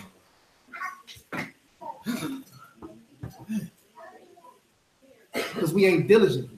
We ain't passionate about finishing the race. Right? What that say? Because he told us to guard our hearts, right? 1 Corinthians chapter 10 and verse 5. But with many of them, Elohim was not well. Second Corinthians. 2 Corinthians? You get 1 Corinthians 9 and 24. 10 and 5? 2 Corinthians 10 and 5? 10 and 5. 2 Corinthians 10 and 5. Casting down imagination. Verse 4, I'm sorry. Verse 4. For the weapons of our warfare are not carnal, but mighty through Elohim to the pulling down of strongholds. So who's going to be pulling down the strongholds for us? The Most High. All we got to do is stay diligent and stay passionate, right? When Job got hit up, matter of fact, when the Most High started talking to Job, right? And I mean, not Job. When the Most High started talking to Shaitan about Job, he said, "You consider my servant Job?" They're like, "Yeah, man, I've been considered him, but you got this hedge of protection around him because the Most High was guarding Job, right? He was guarding him. He was keeping him because it said that Job was a perfect man, right? He was doing what he had to do, so the Most High was doing what he had to do for him.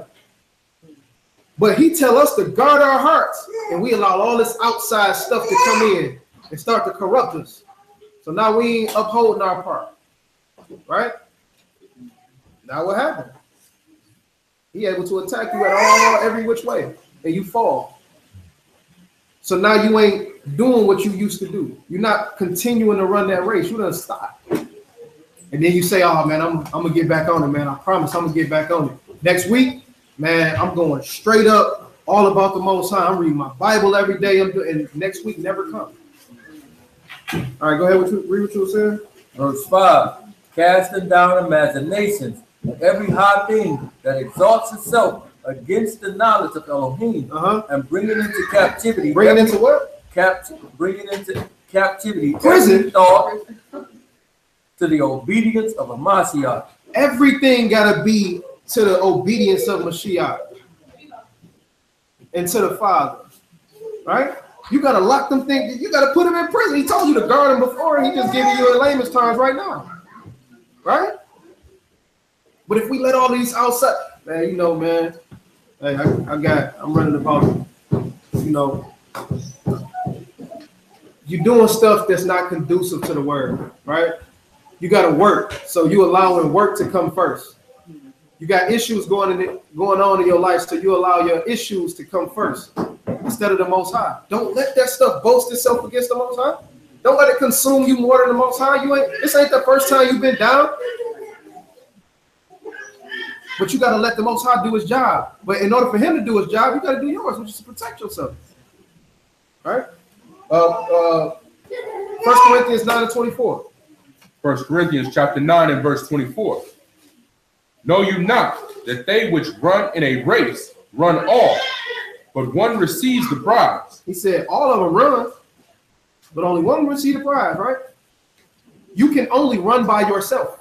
You can only run by yourself. You can't hold hands with somebody for them to run with you.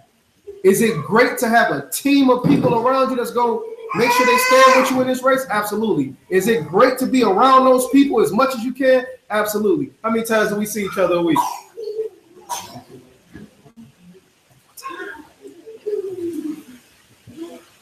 One time. How that's working for you? It's working all right? Nah. Because you're around more people that's outside of the word during the week than you are with people that's inside of it. So what you gonna be consumed with? What your heart gonna be consumed with? All that bull. All that mess. So now when it's time to come here, guess what you do? You put on the facade. Oh, man, I'm great, man. You know what I'm saying? This is what I do. Commandment keepers, baby. And it's not for real because you ain't got that fire like you had before. Man, we used to meet 2-3 times out the week. Consistently. I don't care if it was 3 in the morning, brothers were still rolling in. Yo, what's up, Ox? We ain't on that no more. So things is different now. Right? You got to get back to that stuff. Hebrews chapter 12 and verse 1. You get Galatians 5 and 7. We're about to be finished in a minute. Hebrews chapter 12 and verse 1. Wherefore, seeing we also are compassed about with so great a cloud of witness, let us lay aside every weight and the sin which doeth so easily beset us. Say that one more time. He said, lay aside what now? And sin which do so, hold on. Let us lay aside every weight and the sin which do so easily beset us. Everything, that weight. He said weight and sin, which means it's something that's going to lead you to the sin. Let us set aside every weight. Anything that's going to hold you back, anything that's going to hold you down, anything that's going to keep you from being passionate about the Most High, you got to let it go. I don't care if it's a TV show. I don't care if it's a person. I don't care if it's an uncle, a grandma, a car. I don't care, whatever it is. Facebook, Instagram, phone, computer, whatever it is, job, business, you got to lay that to the side. Ain't none of that going to get you salvation. Period. He said lay that weight to the side. And once you lay that weight to the side, now you got to let that sin go that's so easily pulling you back in. Don't act like it ain't present. Right? Let that sin go that's easily getting you. It ain't even hard. It ain't even hard. Remember, he said, if you do not well, don't sin lie at the door. It's right there waiting on you. Right? You got to set that stuff to the side. Read on. Let us run with patience the race that is set before us. The race was already set before you. The course was set before you even got here. All he told you to do was get on there, guard your heart, and finish. That's it. You got one job to do like Adam. One job. If you don't do this one job, you're going to get kicked out. Because if you notice, when Adam and Eve got kicked out, what did he have to guard the garden in? Malachim with what? Flaming swords. Who got in after that? Serpent, come on out. Adam ain't even able to get back up in there. Neither are we. Why? Because they doing their job. Right? So if you want an example of somebody who actually guarded it and doing what they got to do, the Malachi been up there since he told them to get there. Right? Read on, verse 2. Verse 2.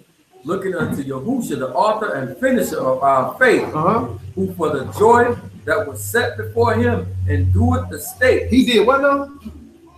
He endured the stake. He endured being put on the stake, on the tree. How many of y'all been pent up on the tree?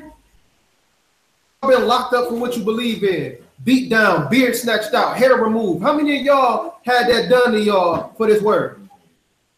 None. So what's the excuse? We don't have none.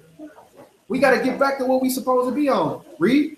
Despising the shame, and is set down at the right hand of the throne of Elohim. For consider him that endured such contradictions of sinners against himself, lest ye be weary and faint in your mind. Galatians chapter 5, verse 7. Galatians 5 and 7. You did run well. Who did hinder you that you should not obey the truth? He said, you did run well. I seen you. You took off running. Right? But who what? But who did hinder you from what? That you should not obey the truth. But who hindered you along that road? When you was running, you took off good, but who stopped you? Read. This persuasion comes not of him that calls you. The persuasion to get you off of that didn't come from the person that put you on the road. For example, we're going to use Job. The Most High didn't do those things that happened to Job. So the persuasion for Job to curse the Most High didn't come from the Most High. That makes sense? So he's telling you, who actually hindered you? Hey, Adam, who told you was naked? Ain't nobody did it but you. You the one. Read.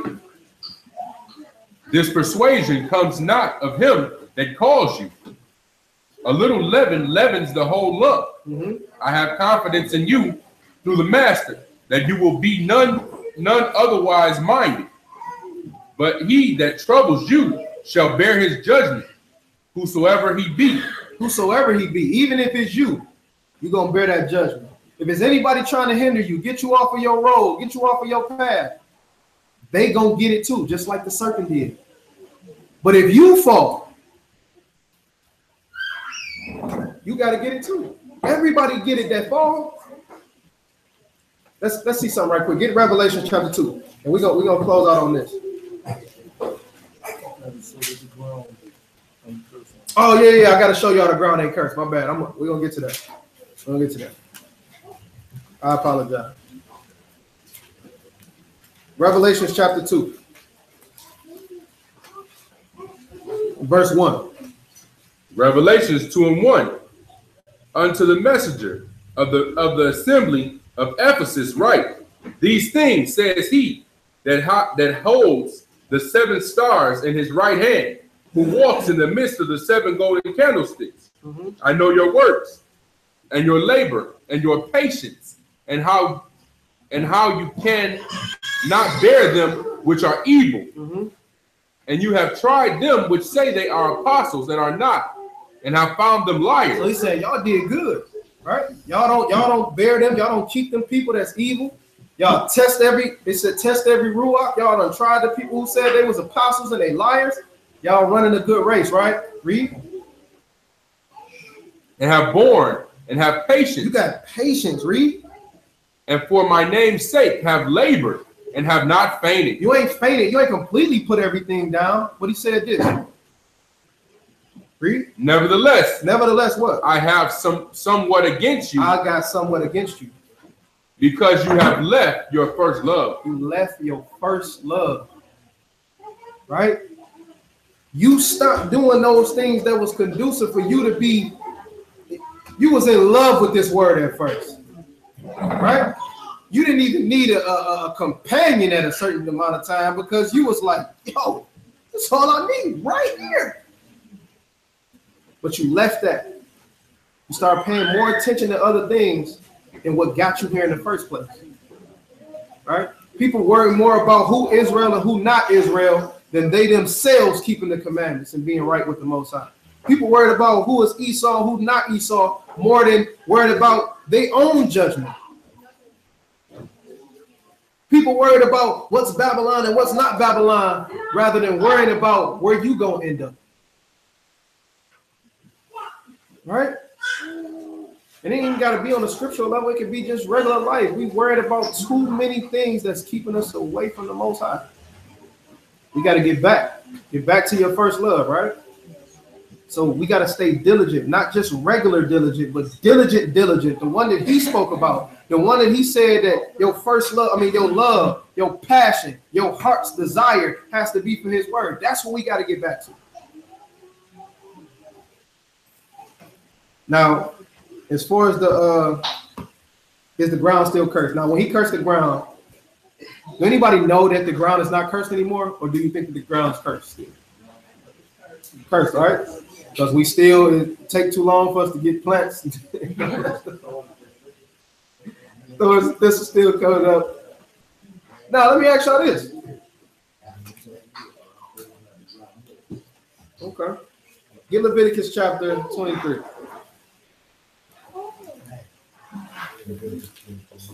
Leviticus 23. And let's pick it up at about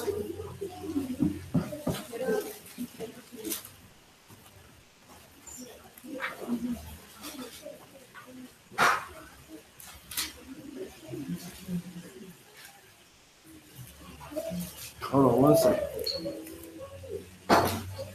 Leviticus 23 and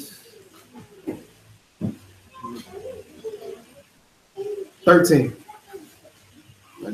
Leviticus 20, verse 10. Leviticus 23 and verse 10. Now remember, he didn't accept Cain's offering, which was what? Of the fruit of the ground. Leviticus chapter 23 and verse 10. Speak unto the children of Israel, and say unto them, when you be come into the land which I give unto you, and shall reap the harvest thereof. What's the harvest? Fruit of the ground, right? Read.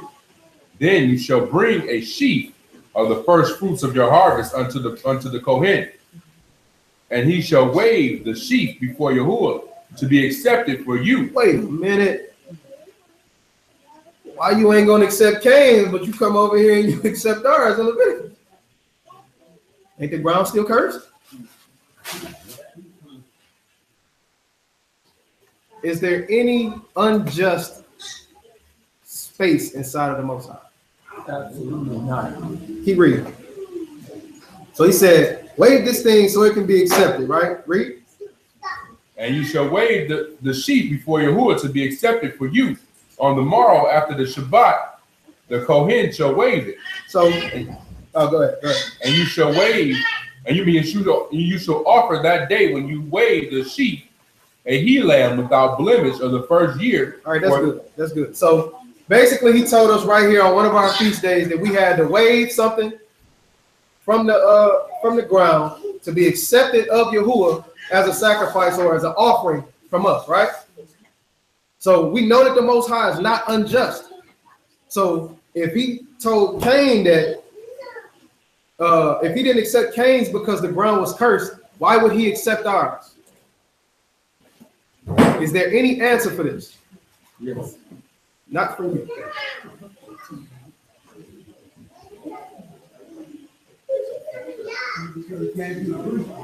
Huh? Nope.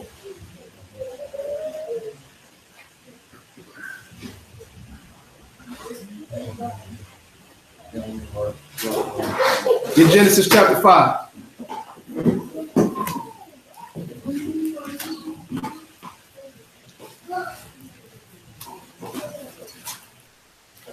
Genesis chapter 5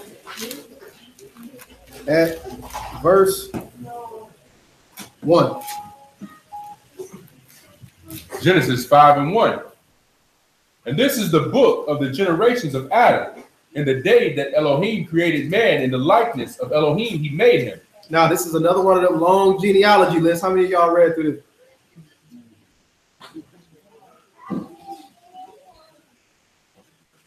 How many of y'all, when you see it, you be like, all right, Genesis 6. Right. Like my aunt said, nothing is mentioned in here for no reason. The genealogy is important because the genealogy actually holds the key to whether the ground is cursed or not. But because a lot of people look over it, they won't even look.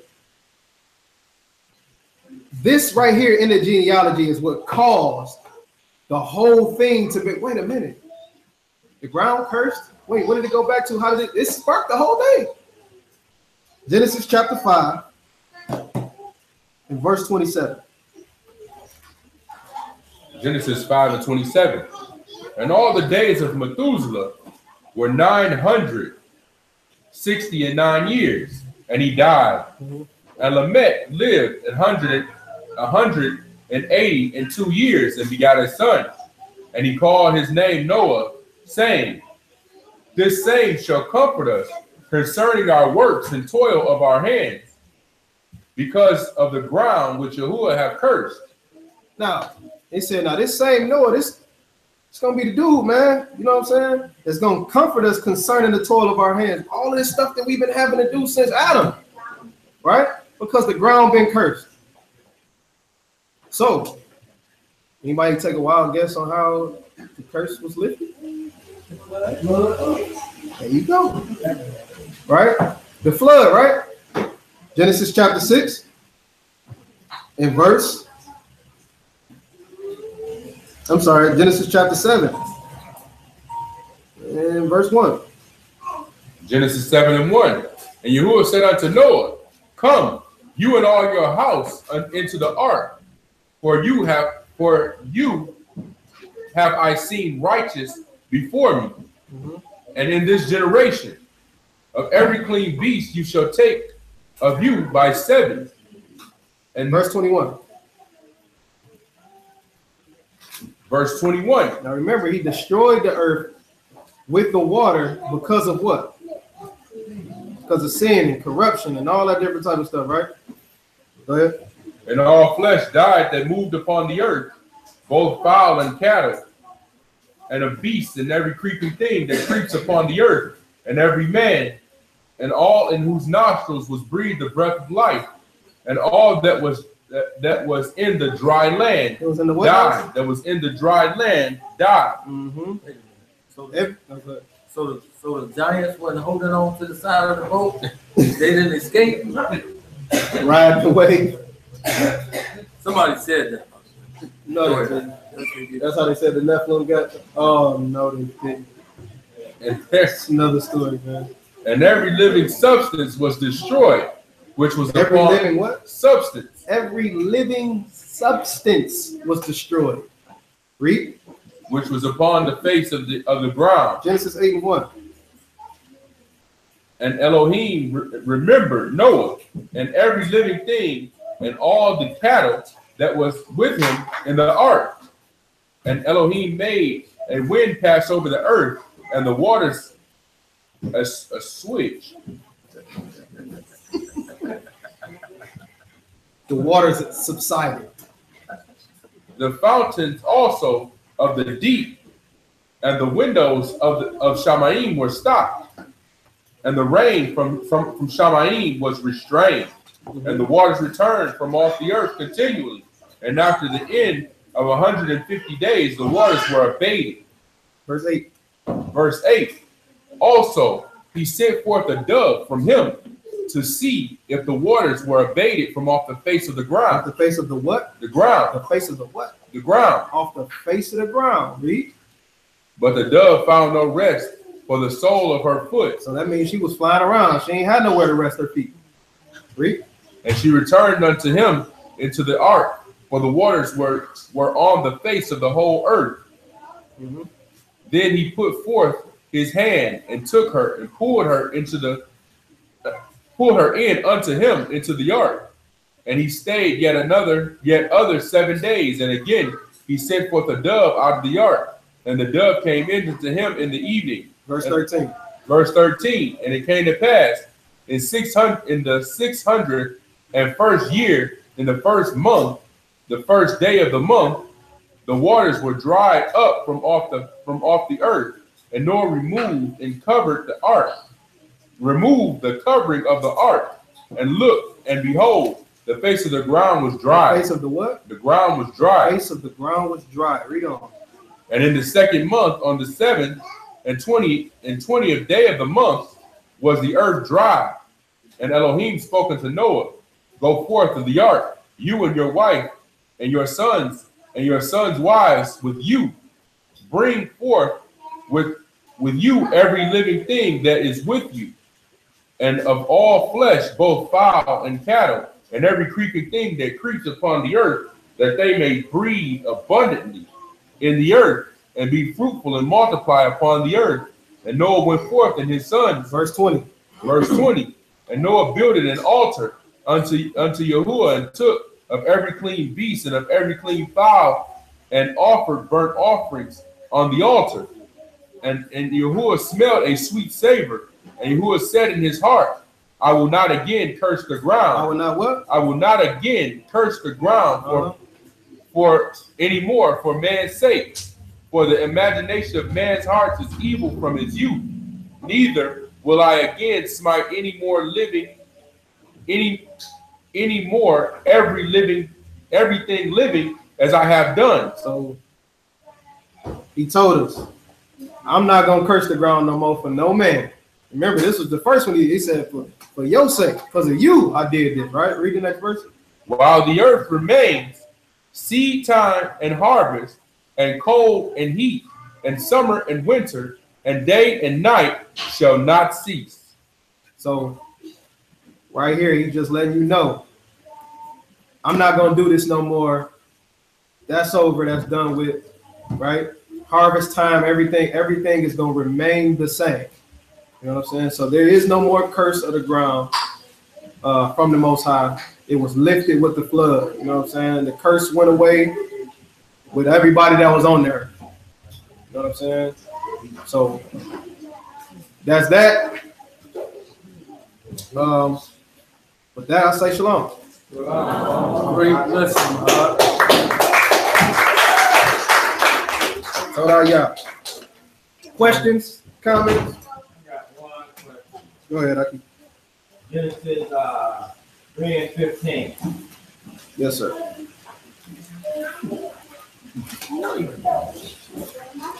Oh, I don't got no Genesis. Yeah, no, my kids ripped my Genesis out. They was reading, you know what I'm saying? They were studying, getting study on it, you know what I'm saying? Okay, go ahead. All right. I put enmity between thee and the woman, and between thy seed and her seed. Pause right there. Between thy seed. He's talking about the time. Yeah, he's talking to the serpent. And okay, he's talking to God. Thy seed is who? Now, like I think Brother Quad brought this out a while ago, right? So when you think of a woman's seed, right? And that's it's non-existent, right? Except for one time, right? When you think of the serpent seed, how can that even exist? So he's talking figuratively, but he's talking about people. For example, Cain and Abel, right? Serpent seed would be who? Cain. Woman seed will be who? Abel. It's talking about a quote unquote good and evil, right? You know, you got Ishmael and Isaac, right? Same thing, right? Same mama. I mean, not same mama, I'm sorry, same father, but you got the quote unquote good, which was the chosen, and you got the quote unquote evil, which was Ishmael. Esau and Jacob, same thing. You got who was the quote unquote evil, quote unquote good. You know and they got the same mother and father. They actually had the same. But one is evil and one was good. We just put that in the category nowadays, say followers, people just the whole anything other than following Anything outside of Torah, anything that would boast itself and walk outside of Torah. You know what I'm saying? So like the analogy of Mashiach actually in Revelations where it's talking about a woman brought forth a child and woman seed, Mashiach. You know what I'm saying? And then you got the serpent who came after. Was that Shaitan? I said the serpent. The serpent who came after the seed. You know what I'm saying? Serpent seed, woman seed, that type of thing. So it was figurative, but it was talking actually through people. Like these people gonna be like this. These people gonna be like that. These people gonna be like this, and they gonna be butting heads from now on. You know what I'm saying? I was wondering if you would read Hebrews chapter 11, 4. 11 and 4. I just believe that this verse right here will add some clarification of the things that they will count as far as the offerings. Indeed. I know we just missed it. I just thought this was a good verse. 11 and Hebrews 11, 4. All right, it says, by faith, Abel offered unto Elohim a more excellent sacrifice than Cain, by which he obtained witness that he was righteous, Elohim testifying of his gifts, and by it being dead yet speaking. No doubt. No doubt. It definitely was a more excellent offering, but one was a straight up curse, and the other one wasn't. I guess the reason why I brought this up was because we were talking a little bit about one person offered from the ground, other from the flocks. And you couldn't really tell. You couldn't really tell. It wasn't real detail in what was explained. Why Cain was upset. And when I had looked at the verse, he was upset because of what you mentioned before, because his offering or his sacrifice wasn't as good as his brother. He was kind of upset with it and jealous. Indeed. That's it. Indeed. So you look at like what I didn't actually mention was like Paul brought out. You got his father Adam, right? Who sold the fig leaves on himself, right? To cover up his sin. When Yah actually got to him, the fig leaves wasn't enough. He actually had to go and kill an animal and cover him with coats of skin, right? So what was the offering that actually hid their sin? It was of a meat offering, right? Bloodshed. So now you got his son, serpent seed, who gonna come up here and he gonna give of the cursed ground to give to him. Oh, here you go. That's cool, right? No, that ain't cool. What you mean it ain't cool? You already know what's up. That's why he said, "What you mad for? You know what time it is. But don't act like you don't know what you did. If you do well, you'll be accepted." You know what I'm saying? So all of that stuff came into play. Then, like I brought out, Mashiach slain from the foundations of the earth. You know what I'm saying? So all the way back then, when the first man committed that sin, it was his blood that was shed that had to cover that up, just like it is now. You know what I'm saying? So that's that. But great epistle to point out. I want to go to something right quick. Go back to that Revelation 2. By the way, Noah's name means rest, like Shabbat. So that's what he was put there to give the world after all the confusion and chaos, rest. But they started right back up, of course. So the first church, Revelation 2. 2:1. Yeah, start with it. It says, "Unto the Malak of the congregation of Ephesus write, these things said he that hold the 7 stars in his right hand, who walketh in the midst of the 7 golden candlesticks. I know your works, and your labor, and your patience, and how you cannot bear them which are evil. And you have tried them which say they are apostles, and are not, and have found them liars, and have borne, and have patience, and for my name's sake has labored, and has not fainted. Has not what? Not fainted. Not fainted, read. Nevertheless, I have somewhat against you. He said, nevertheless, I got something against you. Right? Read. Because you have left your first love. He said, you have left your first love. How can we take this back to the law? He says, you left your first love. What does this mean? This is why we're supposed to study the law, right? What did that verse in Joshua say? Joshua 1:8. Meditate day and night. What you supposed to do with it? Meditate therein day and night. So for us to get an understanding of what he's saying, that you have left your first love, we must do what? Go back. Go back. Let's go back to Deuteronomy 31. Verse 16. So he's showing that these people was on the right path. They was doing their thing. But all of a sudden he says, wait a minute, but I got something against you. You left your first love. Deuteronomy 31:16. Read that. It says, and behold, and Yahuwah said unto Moshe, behold, you shall sleep with your fathers, and this people will rise up and go a-whoring. They're going to do what? Go a-whoring. They're going to go a-whoring. What does that mean? They're going to go after other gods. Right now, while Moses is here, y'all ride with me. Right? Read on.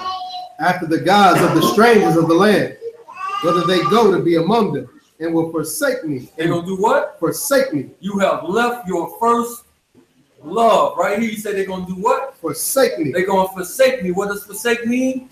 To leave. To leave. So the law show you exactly what they have done. Going after other gods.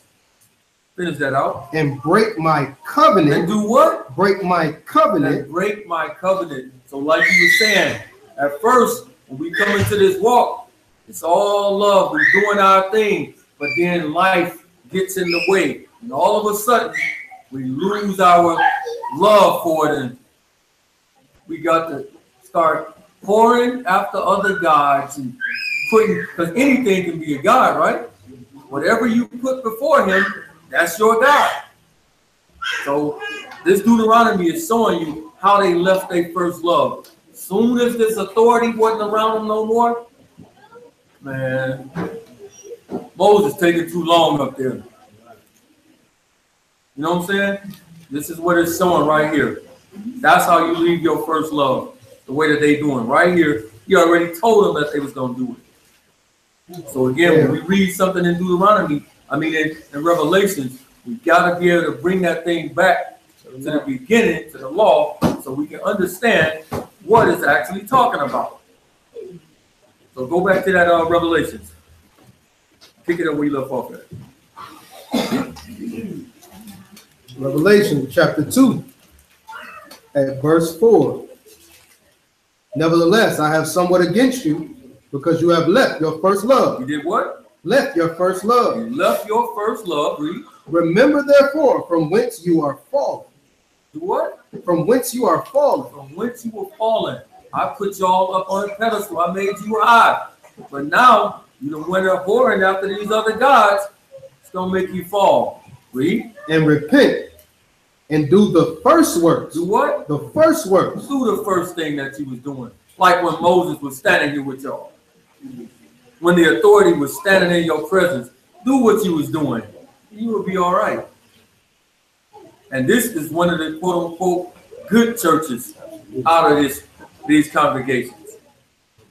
So I just wanted to show that because he went here. Hold on, let me finish reading that. It says, or else I will come unto you quickly. How? Quickly, and will remove your candlestick out of his place, except you repent. Do what? Except you repent. That's heavy. So like he was talking about, being diligent, being on that road, actually walking that thing out, gaining your first love that you had for this thing when you first came into it. You know what I'm saying? Now, like my uncle was saying, you start reading.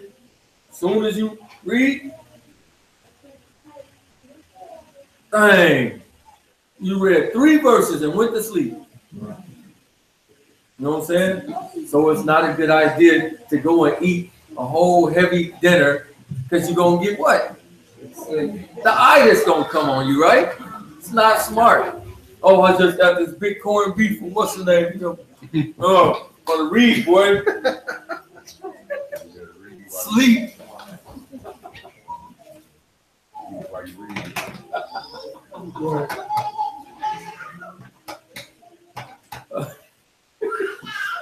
That ain't no more questions. I'll look at the chat. You got it. This Shabbat, man. We ain't tired. We ain't tired, man. We rested. It's the Shabbat.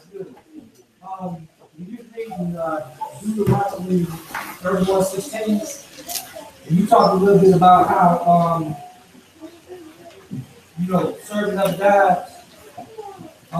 Yesterday I was on the internet looking at North Korea, and they got something on YouTube called like the 10 strangest things about North Korea. I go there to play there sometime, and one of the things they said is if you ever go over there, you can't take your Bible. And there's no religious practices that are allowed over there. And then as they continued on, I saw they had these big giant statues of the president all over the place. And every time it's commanded, all the people will have to bow down to the statue. He has made himself a god over in North Korea.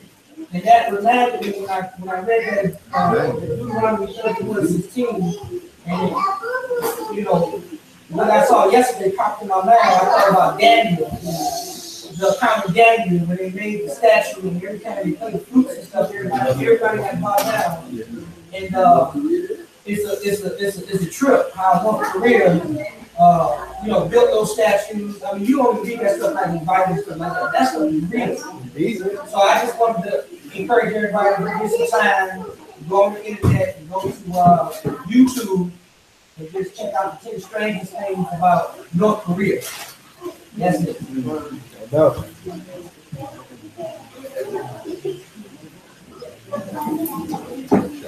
No. All right. No doubt, no doubt. All right, y'all. With that, say shalom.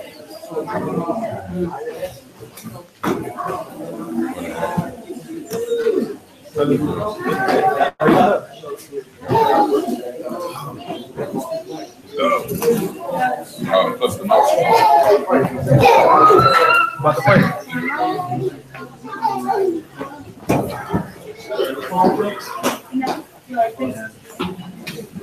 Facebook, baby. Let's see. Sheila. Boy, you gotta watch what you're doing, man. And I'm not kidding you. I got it right. Ready, ready? Wait.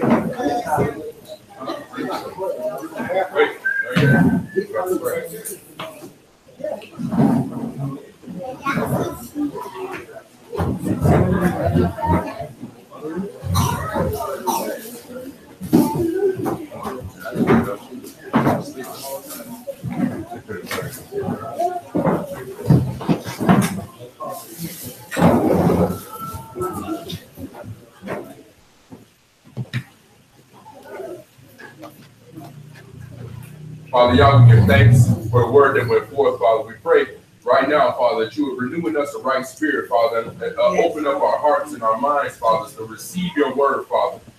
Father, we pray and ask that you would continue to be a light unto our path and a guide into our steps, Father, that you would continue to keep us diligent, Father, in your word, Father, understanding what diligent actually means, Father, to impress upon our children your commandments, Father, to walk daily and be vehement about your commandments, Father, to be proactive and not reactive when it comes to your word, Father, to continue to walk these things out, understanding that the race is not won by the swift, Father, but that we should continue and not faint, Father, according to your word, Father. We just pray that you would continue to renew our strength, Father, that you would strengthen our ruach, Father, according to your ruach, Father.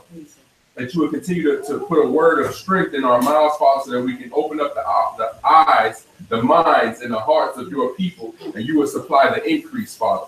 All these things we pray and we give thanks. So be it. Aminu Shabbat Shemayim. Aminu Shabbat Shemayim. Ikadosh. Ikadosh. Sheka. Tabot. Matuka. Yeah, I say. Ratzonka. Barek. Kashem. Gasha. Bashemayim. Tain Lanu. Mayom. The King. Kikan. Uzlak. Lanu. Eight. Ashmatenu. Kashem. Suki. Manaknu. Laasher. Ashmu. Lanu. Wa'al. Tabinu. Lede. Masak. Ki. Hasalanu. Mi. Hara. Ki. Lakab. Abam Lakab. Wahagibora. Wahatifore. Lome. Ulami. So be it.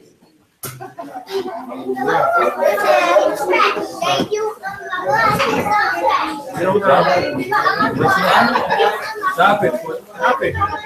No basketball.